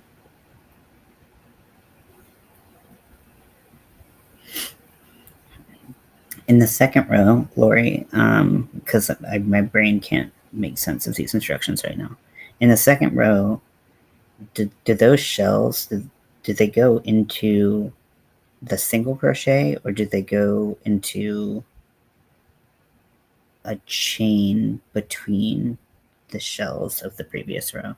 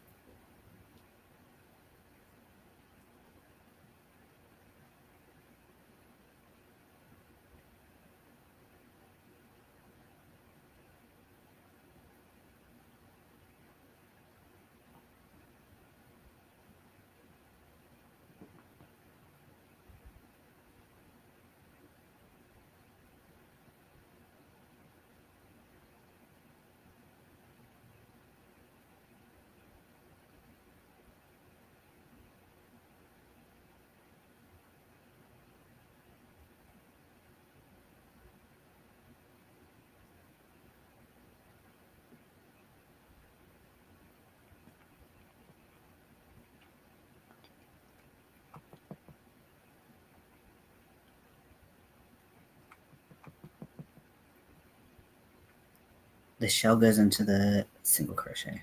Okay. I've made a stitch. I don't think it's a single crochet. I don't know what the fuck it is. Yeah, I guess it's a half double.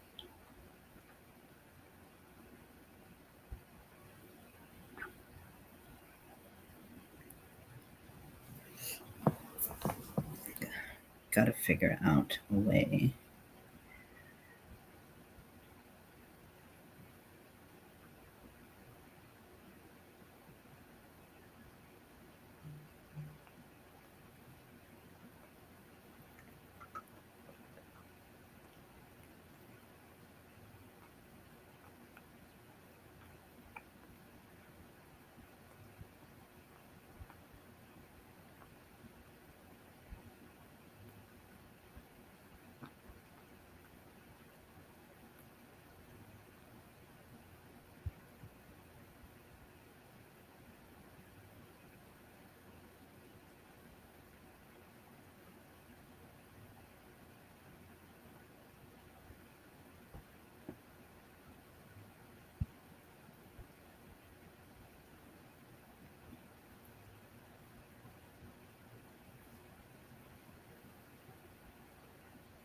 Hmm.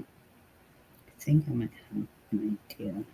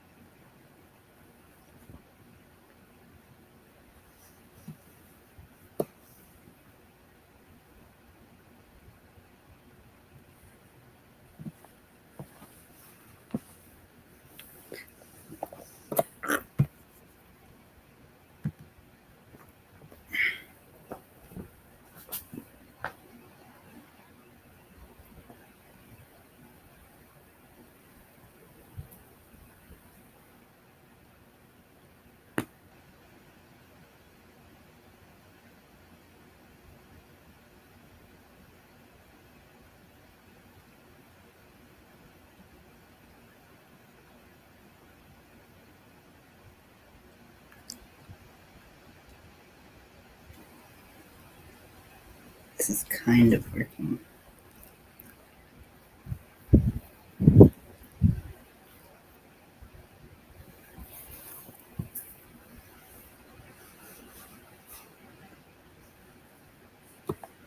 Scotty, you cute little menace. Okay, if you wanna, come on.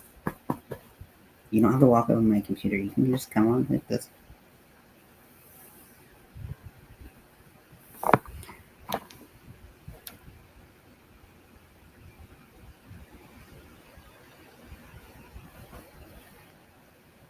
Hey, Scotty.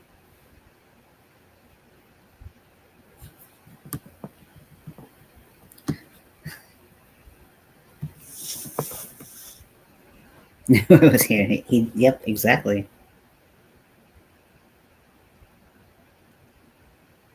I think so. I think that's I think maybe I'm working with it.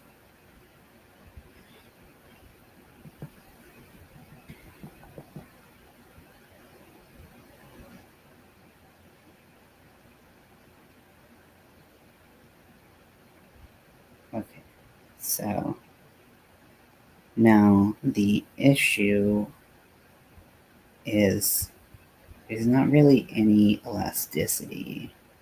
Actually, you know what? There is. Huh. Okay. Hmm.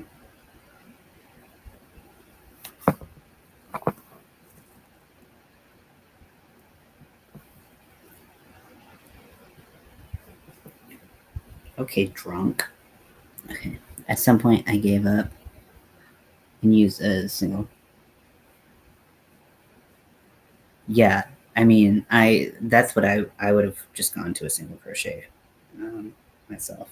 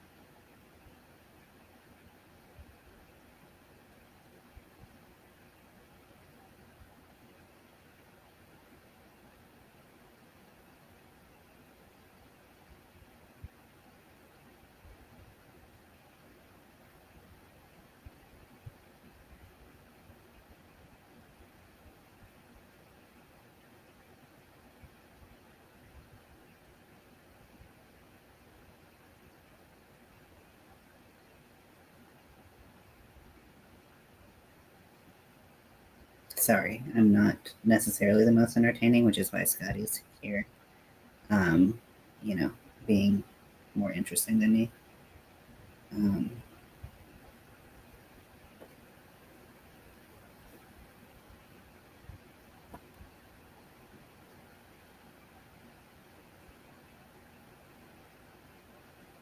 okay, I think I potentially might have it. It's possible. I don't know how it would work up in the next round, but I think we might have a solution here.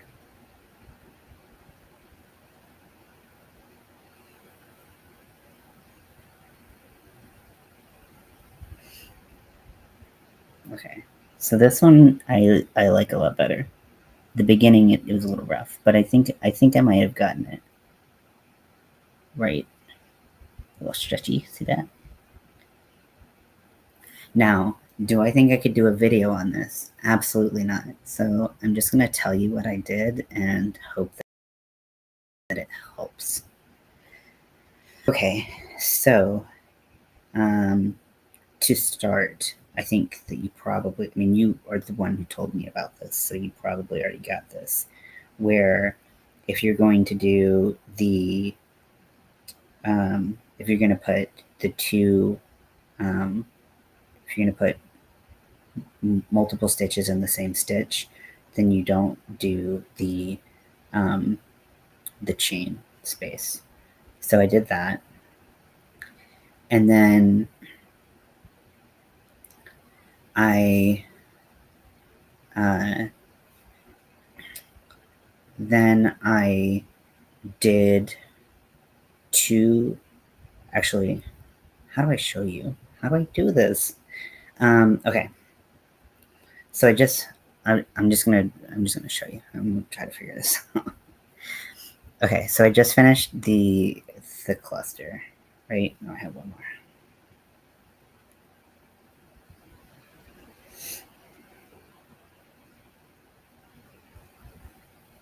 So after the cluster, you have two chains, and then you have your single crochet. So the top of the strand, I'm gonna kind of call it like the top and the bottom of the foundation row, right? So the top of the foundation row is on your hook currently. So you're gonna want to add your chains. So for this, you go into the chains, and you're gonna add 3 chains instead of 2, because we need a chain to connect the bottom and the top. Otherwise, we have too many things going on. So I'm going to go into where that shell is, and not connecting it to what I have going on top.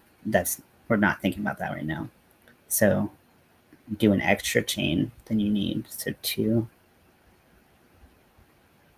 and 3. Then I'm going to take what's currently on my hook, that extra chain, and I'm going to connect to the top. Then I'm going to go into what was the second chain and do my single. So insert, yarn over, pull through, yarn over, pull through, yarn over, pull through 2. Oh my gosh. Oh shit. Okay. Let's try it again. Sorry. So we're gonna go back to the cluster, because this is a cluster. Fuck. Okay, I'm glad you told me that. Okay, so going back to the cluster, I wish I had my top-down camera going right now. And Scotty's like in between me. I don't have like a zoom or anything. Oh, this is a mess. And this yarn's white, so it's not the most helpful. Okay, so where I have my cluster, I'm gonna insert my hook. So I'm starting over. So sorry about that. Insert my hook, yarn over, pull through, And then I'm going to do yarn over, pull through, yarn over, pull through. So I created 3 chains from that center of the shell because I need one extra to connect the top and the bottom. So now, because I have this strand from the top that's not connected to anything, and it would just sit there awkwardly like I'm doing right now. So now I'm gonna slip stitch and pull and connect the 2. So now they are one.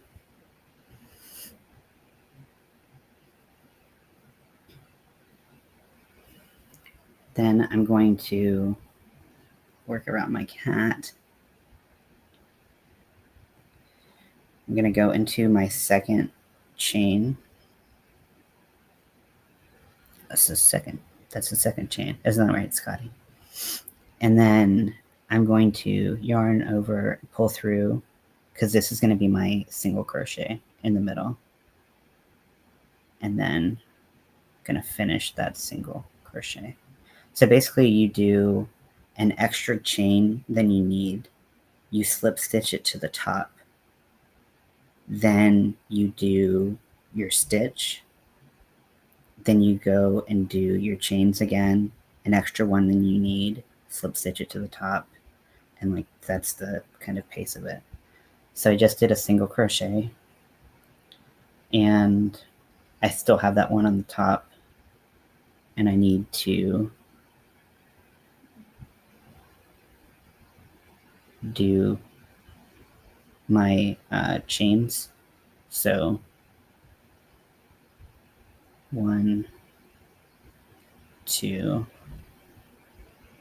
3.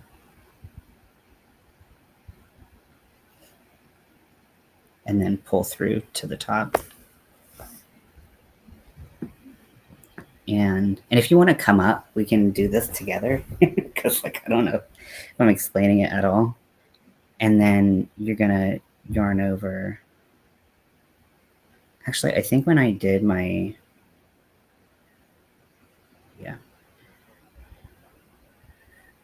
then you're gonna, like you would normally go into with your half doubles.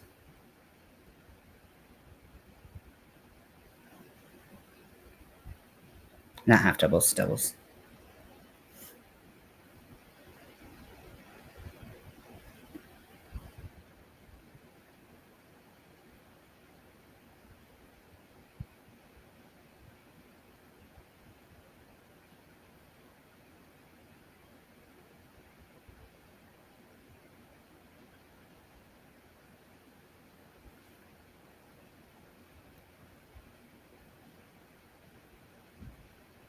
So putting 5 in there.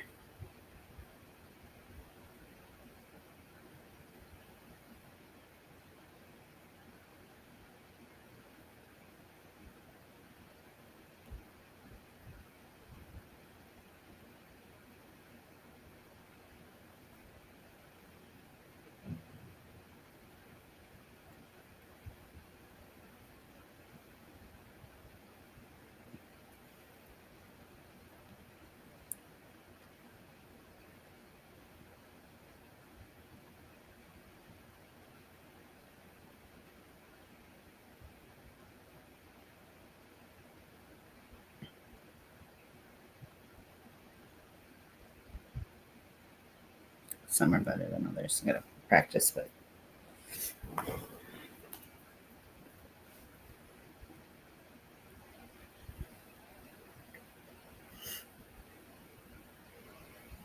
you probably want to make your chains like super, super loose because I think they'll be doing a little bit more.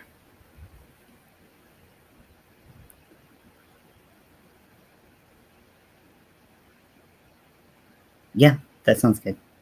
Yeah, I'll once I get, I think I'll have something scheduled tomorrow. So cool. Yeah, and we'll figure it out. Yeah, basically the thing that I found works the best because this one, the one I just showed you while talking through it, is less stretchy. But the one before that, that I showed off before, that's much stretchier. So I think the chains between, that makes the difference. I don't know. That's a start. That's a start. I'm not mad at that for, you know, like exploratory mission, you know.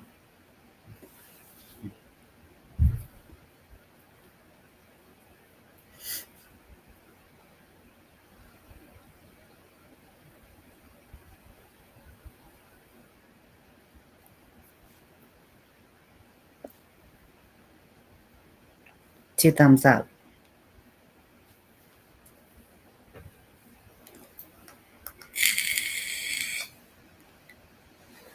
And then, yeah, if we do it tomorrow, then I can kind of get it squared away, hopefully, so it's more consistent, so I can see what, and maybe have that my my phone set up so we can, you can see my hands.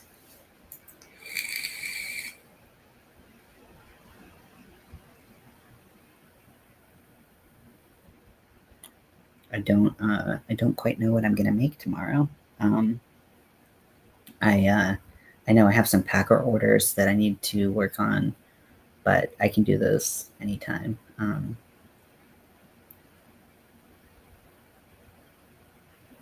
not sure.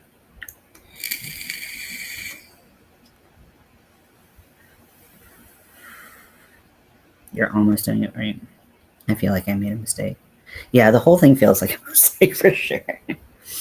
Yeah.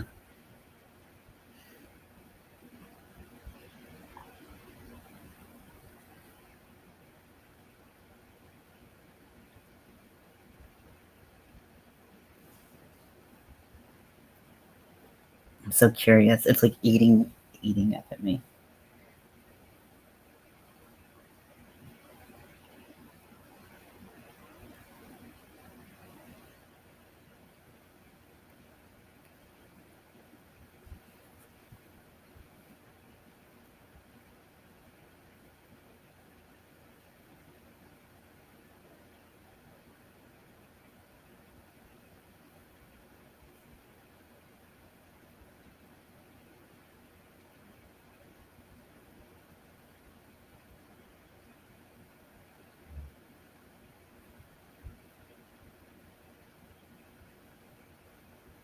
One, two, three.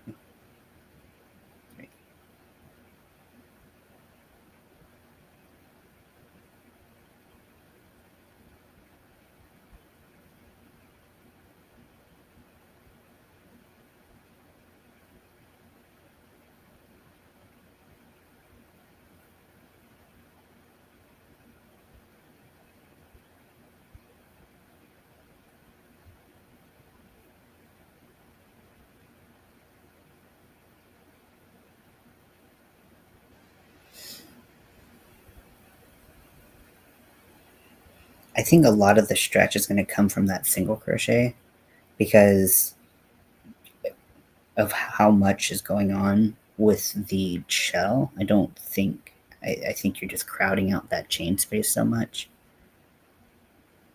It might be worth it to add an extra um, chain with that shell just so you can get the spacing you need.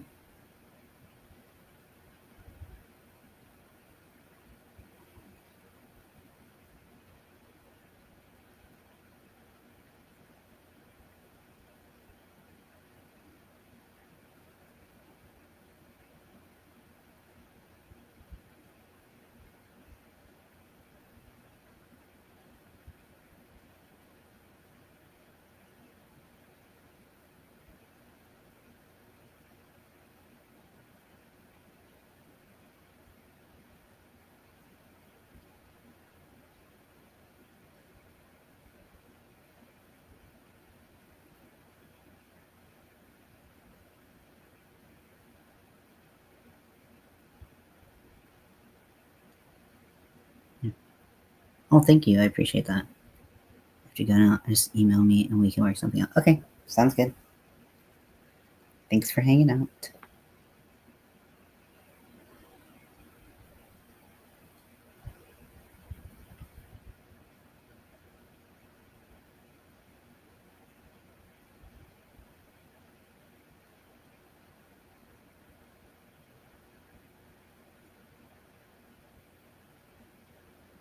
Yeah, I definitely think you need that extra one because it eats into that space. What a fun exploratory mission.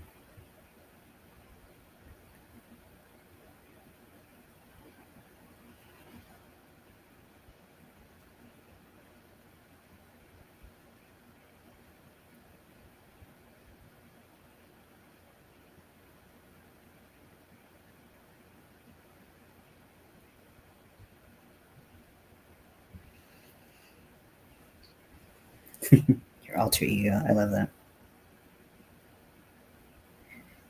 Yeah, with the what I'm finding is that before you go, if you have not gone already, is that you need to add one with the chains to get into the single crochet, but because of the shell and because you don't add that extra chain, you need to add it before. So you need to actually add two chains before you do the shell. So it's three chains in between the when you go from shell to single, and then four when you go from single to shell.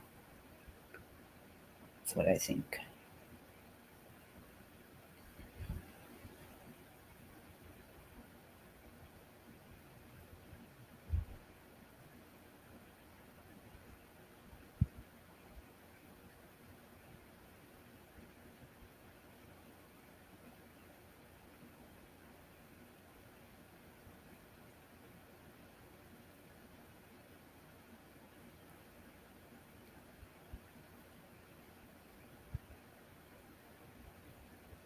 Crochet has no rules. Anarchy. I think we might be onto something here because like technically like that's one and that's two. That's gonna give you your space. My chains are kind of loosey goosey up in here. See, that's before I did that extra chain. So I have my space I need here, but not here. But here, it's like so much space. There's so many lorries.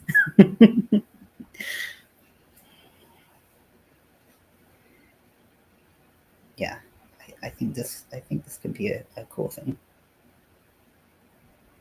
But it definitely feels very uh, very weird because it's you're holding on to this stitch right here until you're ready for it. Thanks, Lori.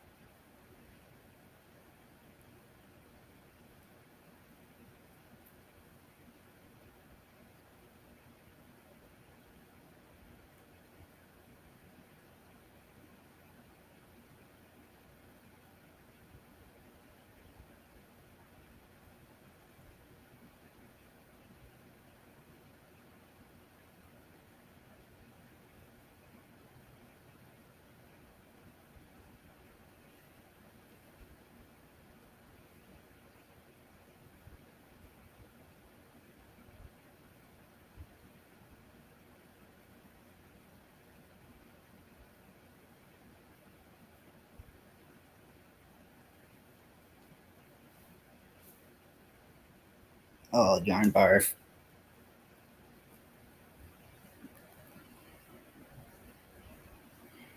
And a factory knot at the same time.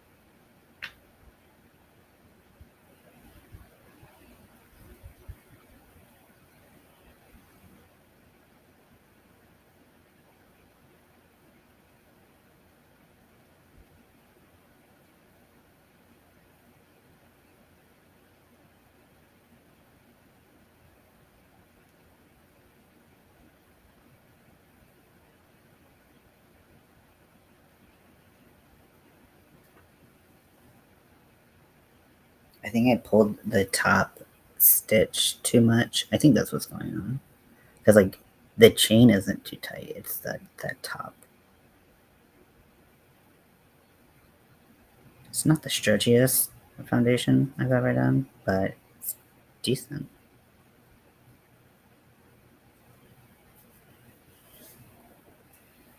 Anyone have anything else they want to figure out together?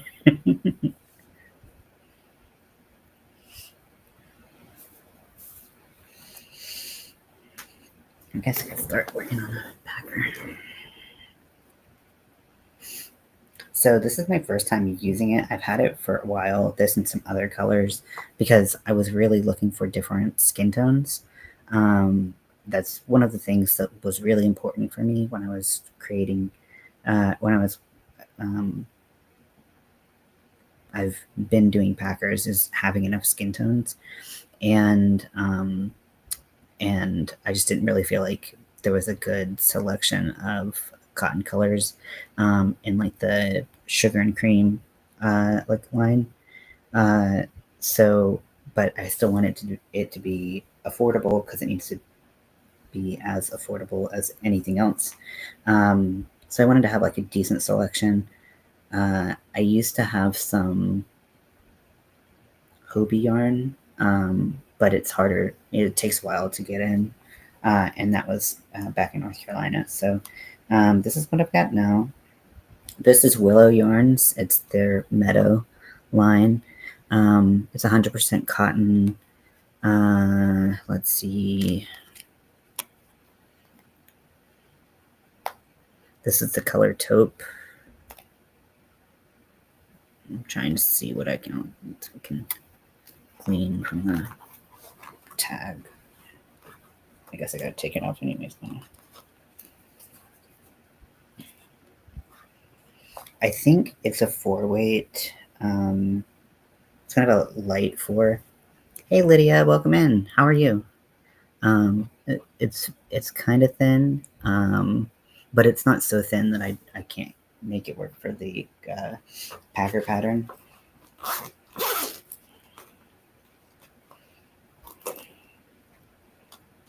This I've had this color for like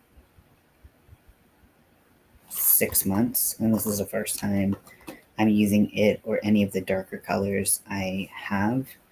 But it's still important for me to have them. I just feel like if someone wants their skin tone, they should be able to have it. It shouldn't be a question about if they have it. So that's what I try to do with them. So I'm glad that's what this could mean for someone, you know? Because I would say my biggest one is like a lighter, like almost like my skin tone.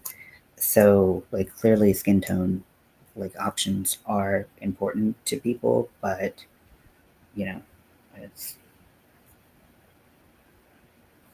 anywho. This yarn is very soft. It's very soft cotton. I got this from Hirschner's, so if you wanted to try it out, crocheting some ice skates. Ooh, what is that? What do you mean? Like a how are you doing that?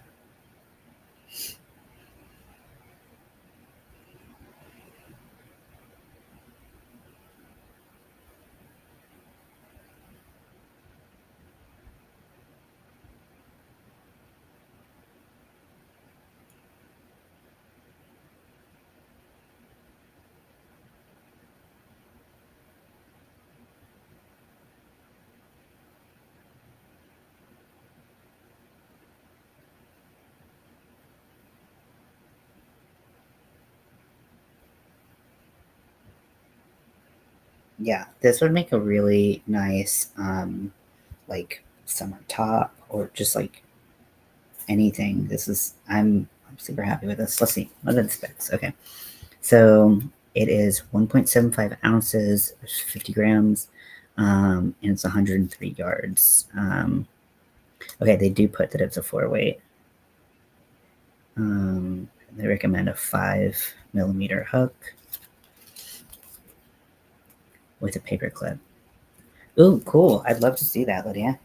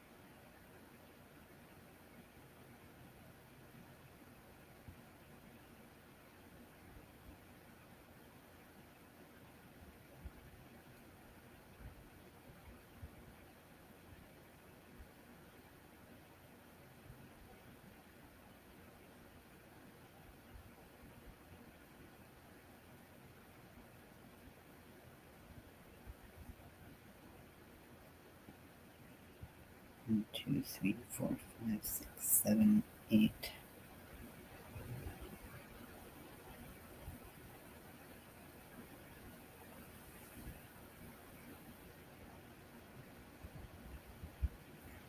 Christmas tree ornaments. Oh, that's so nice.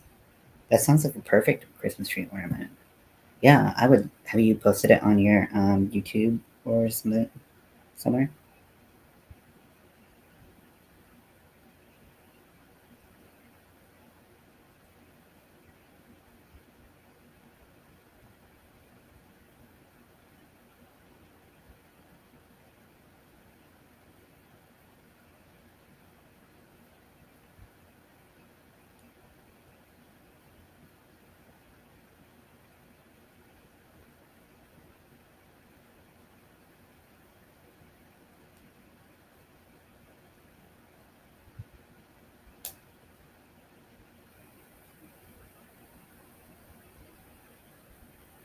I just started working on a packer. Not yet. Okay, cool. Well, when you post it, I'll check it out for sure. So I have 3 packer orders right now, and I just gonna be working on that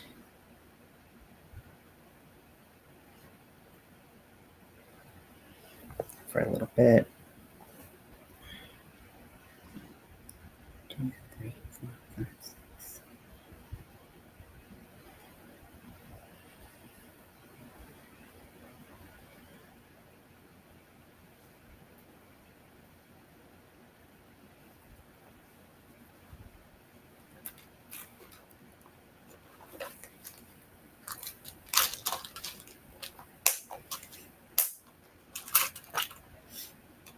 But yeah, so today we made our fingerless mitts, which I think are so easy and fun. Um, Great beginner projects if you are a beginner or you want to teach a beginner how to crochet. And you can also just kind of make anything that you want. Like I said, you can make them where you have them, with the dripping slime or ooze. You can have them dripping blood. You can have them, you can do all kinds of top crochet um, uh, designs and things like that that are just fun to see and mess around with.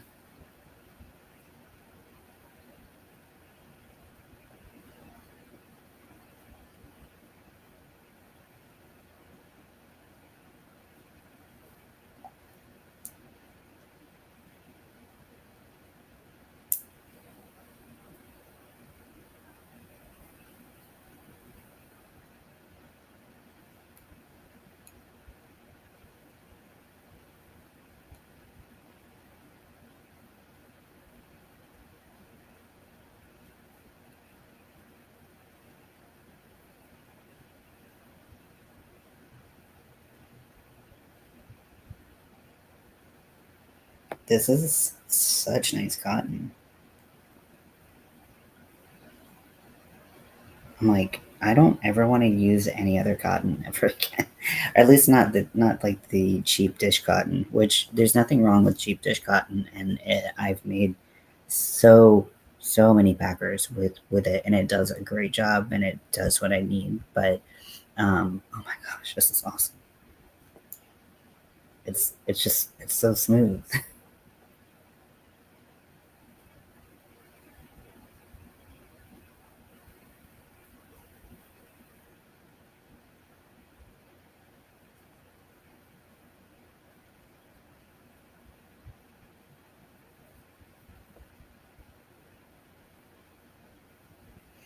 Now, because it's so smooth, it is a little hard to work with on this like tapered style hook. Now, I pretty much I don't use tapered hooks anywhere else, only when I'm working with packers because I work with cotton and it tends to split. And tapered hooks just work a lot better for me than using an inline or even hybrid hook because I usually go with hybrid hooks. So I don't really ever use tapered hooks, but um, I kind of have to with this.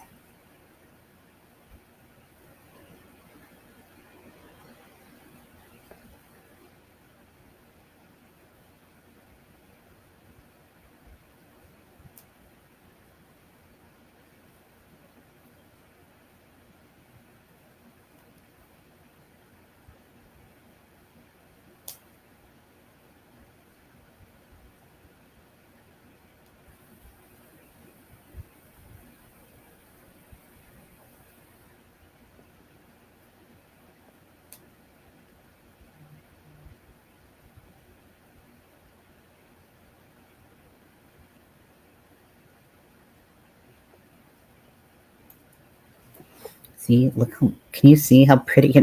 Can I communicate how pretty this cotton is and how nice it is? Let me show it to you.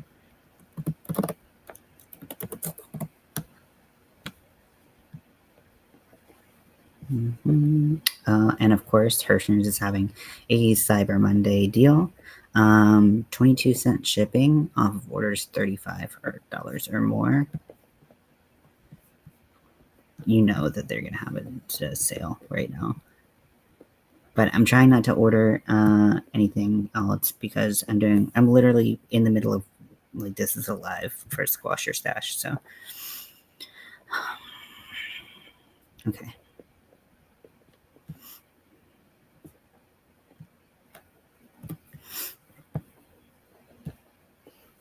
Okay, so this is the Willow.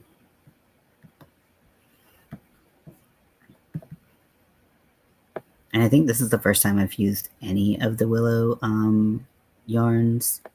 So this is the Meadow. Right? Is this Meadow? Oh my gosh, do they not have it anymore? I'm gonna lose my shit.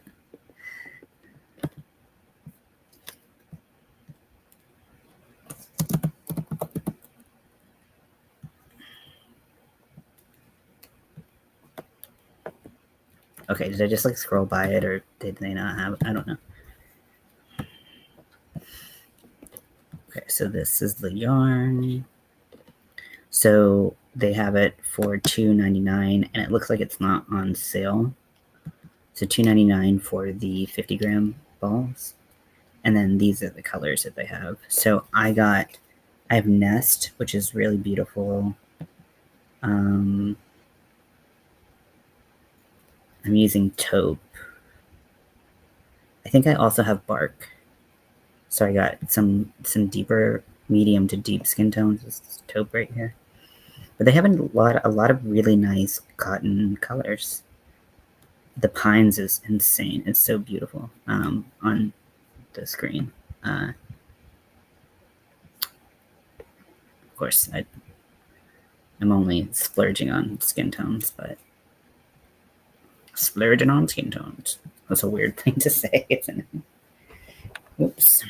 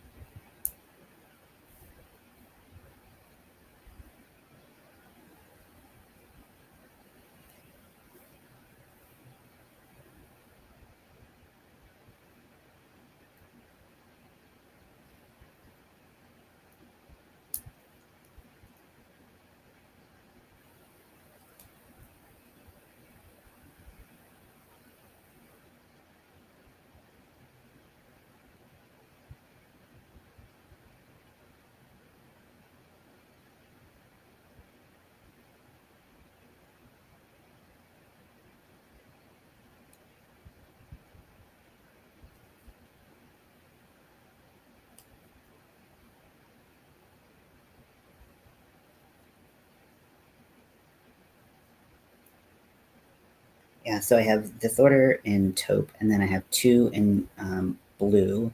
And the blue yarn that I have is sugar and cream, but they didn't have the usual blue that I got. I have in stock when I ordered.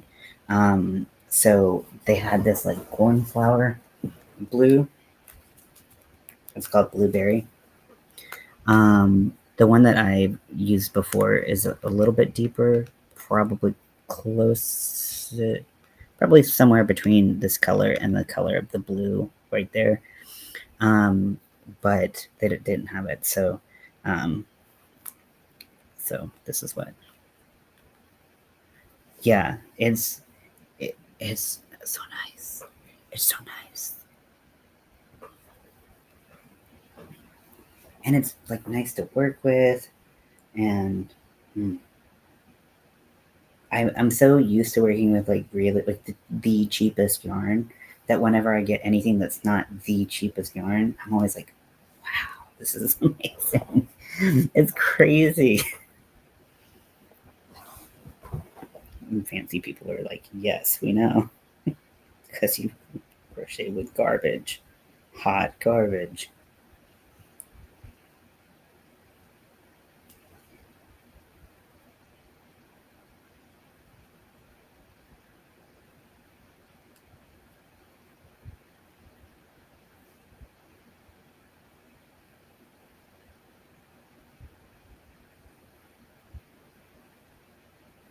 Oh, I didn't ask, and I don't think I've seen you all since the Thanksgiving that time ish. Did everyone have a decent Thanksgiving and hang out with people that they liked and do fun things, eat good things? I always forget that like the world still goes when I turn off the camera, and I know that sounds really really dumb or like it sounds like something, but like it's just like I forget that like we didn't talk the entire time. And so like, coming back together, I'm like, I forget that time elapsed. I saw something that's like an ADHD thing. I don't know if it is. I feel like every time I open my like phone or something, they're like, "This is an ADHD thing," and it's like, that's. Doesn't everyone do that? I don't know. Had a steak, nice. Mine was decent. Mine was decent. I can't. What did I do? Um, it was pretty chill, honestly. I don't think I did anything of note. Um, yeah, I don't think I did anything. I felt like I did. I had plans to do like um some stuff just like hanging out, but then I like get a little like uh Thanksgiving meal or something like set up for myself, and like I was gonna order it the day before so that I didn't have to. I didn't want, even if they were going to be working, people were going to be working on Thanksgiving. I didn't want to contribute to that, so I didn't. And then I forgot to order, so that I wasn't eating anything like that.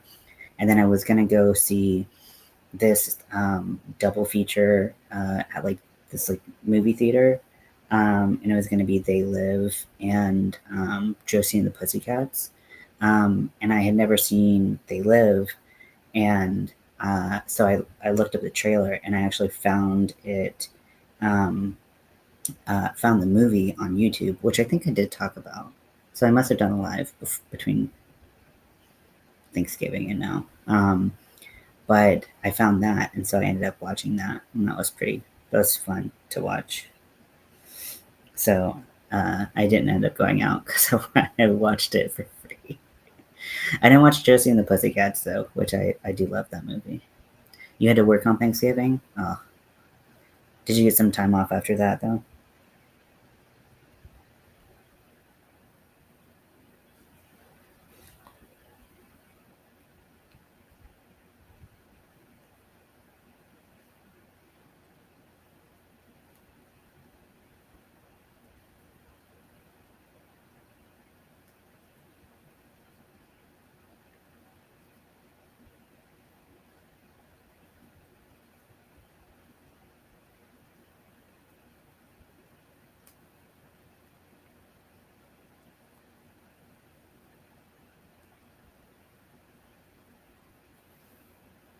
but steak is nice.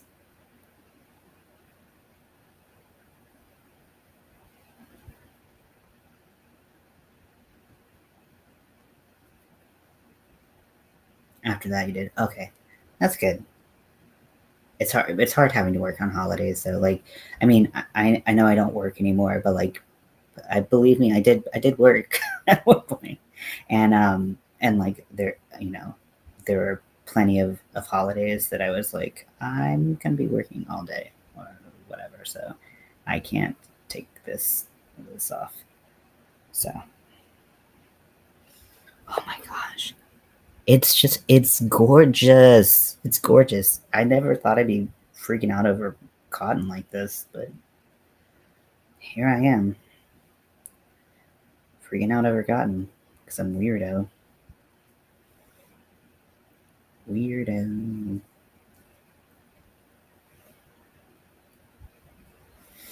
So I'm excited. I don't know the timeline, but if you haven't paid attention, or if you're not following Lori's channel, which let me get Lori's link,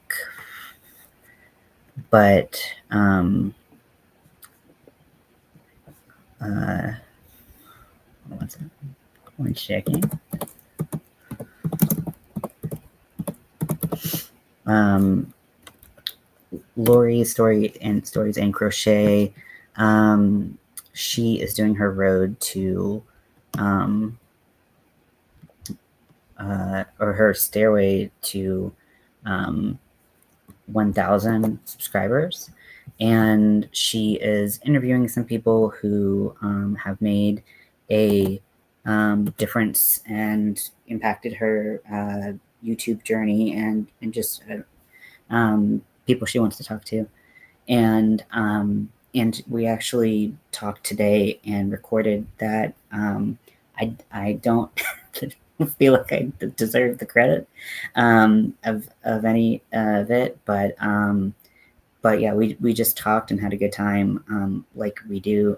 So it was fun doing that. So that's going to be coming out soon. I don't know exactly when, but she seems to be um, pumping those out pretty regularly. So if you want to follow her channel and watch the other ones, and watch the one I did with her, we had a good chat. So did that today, and I won't say that. There's something happened in the middle of it that is really truly hilarious, but I don't like talking about it. So, um, but yeah, but Scotty was also very active in it, so I'm interested to see how how much of the edit Scotty makes, because he was like walking over with like I mean, you've seen him like do that in lives and stuff, like walk over the laptop, but it was the whole time he was just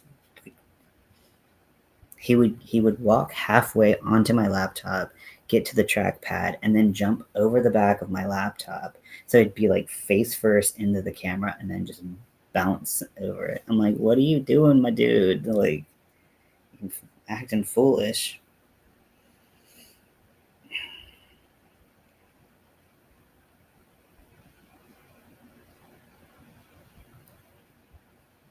That's my son.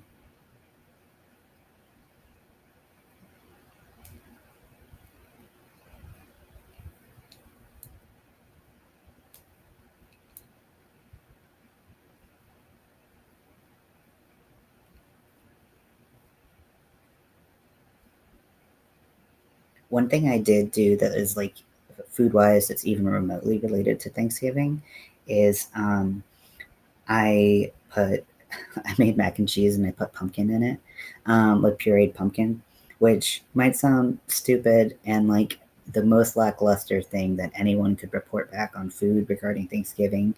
And if it is, it's just my life. Um, but I've over the years I've seen a lot of people talk about putting like pumpkin in like spaghetti sauce and stuff like that because it adds a lot of like it adds like a serving of vegetables. It adds fiber and like all this stuff. And I was like, I wonder if it would be good in mac and cheese because I just eat mac and cheese, I guess, more frequently than pasta, and it was actually really really good. So, you know, if you're ever wondering, I did like half a can of pumpkin for a whole pack um, of macaroni and cheese, and the macaroni and cheese was the like it was the knockoff like Velveeta kind, not the like powder and milk kind, because that stuff was once you have the like the Velveeta or the Velveeta knockoff, it's like it's hard going back. You know, it can be done, but it's never quite as good as the cheese sauce.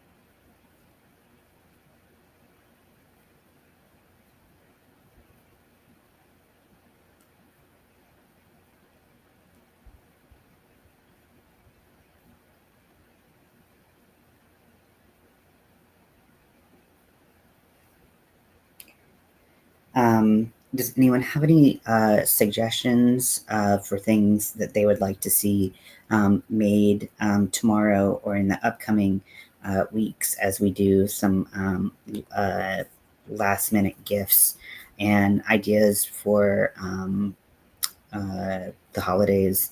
Um, I'm going to be trying to do videos or things like that, things like we did today. Also, did you God, why am I burping so much? Jeez. Um, if you liked, like, did you like the tutorial that was kind of like overlaying the whole live so that, like, if you want to know how to do it, you can watch. Um, and then I'll also try to have that blog post and put it in the description of this video so that if you do want to come rewatch it and make what I did, you can just go to the blog post. You don't have to like watch and try to find like timestamps and stuff like that. Yeah, let me know if you like this. What is happening to my body? What is happening to my body right now? But if you like it or if you have any suggestions, let me know. And I am still wanting to watch Gravity Falls. So if anyone wants to watch Gravity Falls with me on Restream, not Restream, on Restream, on Discord, we can do that because I'm already into the second season where things are very, very, it's normally with shows like if you miss some stuff, it's like, okay, like, and for the most part, it is like that, but season one of Gravity Falls is very different from season two of Gravity Falls, where season one is very episodic, and season two has a lot more of a through line of story that it makes a lot more sense to watch it in order. So that's kind of why I've been delaying a little bit if people wanted to watch with me. And then also just movies might come up that I want to watch. I really want to watch the Selena documentary. And so that's going to be happening sometime soon. And Dreamgirls, because Dreamgirls is really good. And it's on Netflix right now. So I feel like I'm obligated to watch it. It's the newer Dreamgirls, one with Beyonce and Jennifer Hudson. But yeah, so let me know all the things that I just asked you, which was like 40 things. So cool. I'll talk to you all later.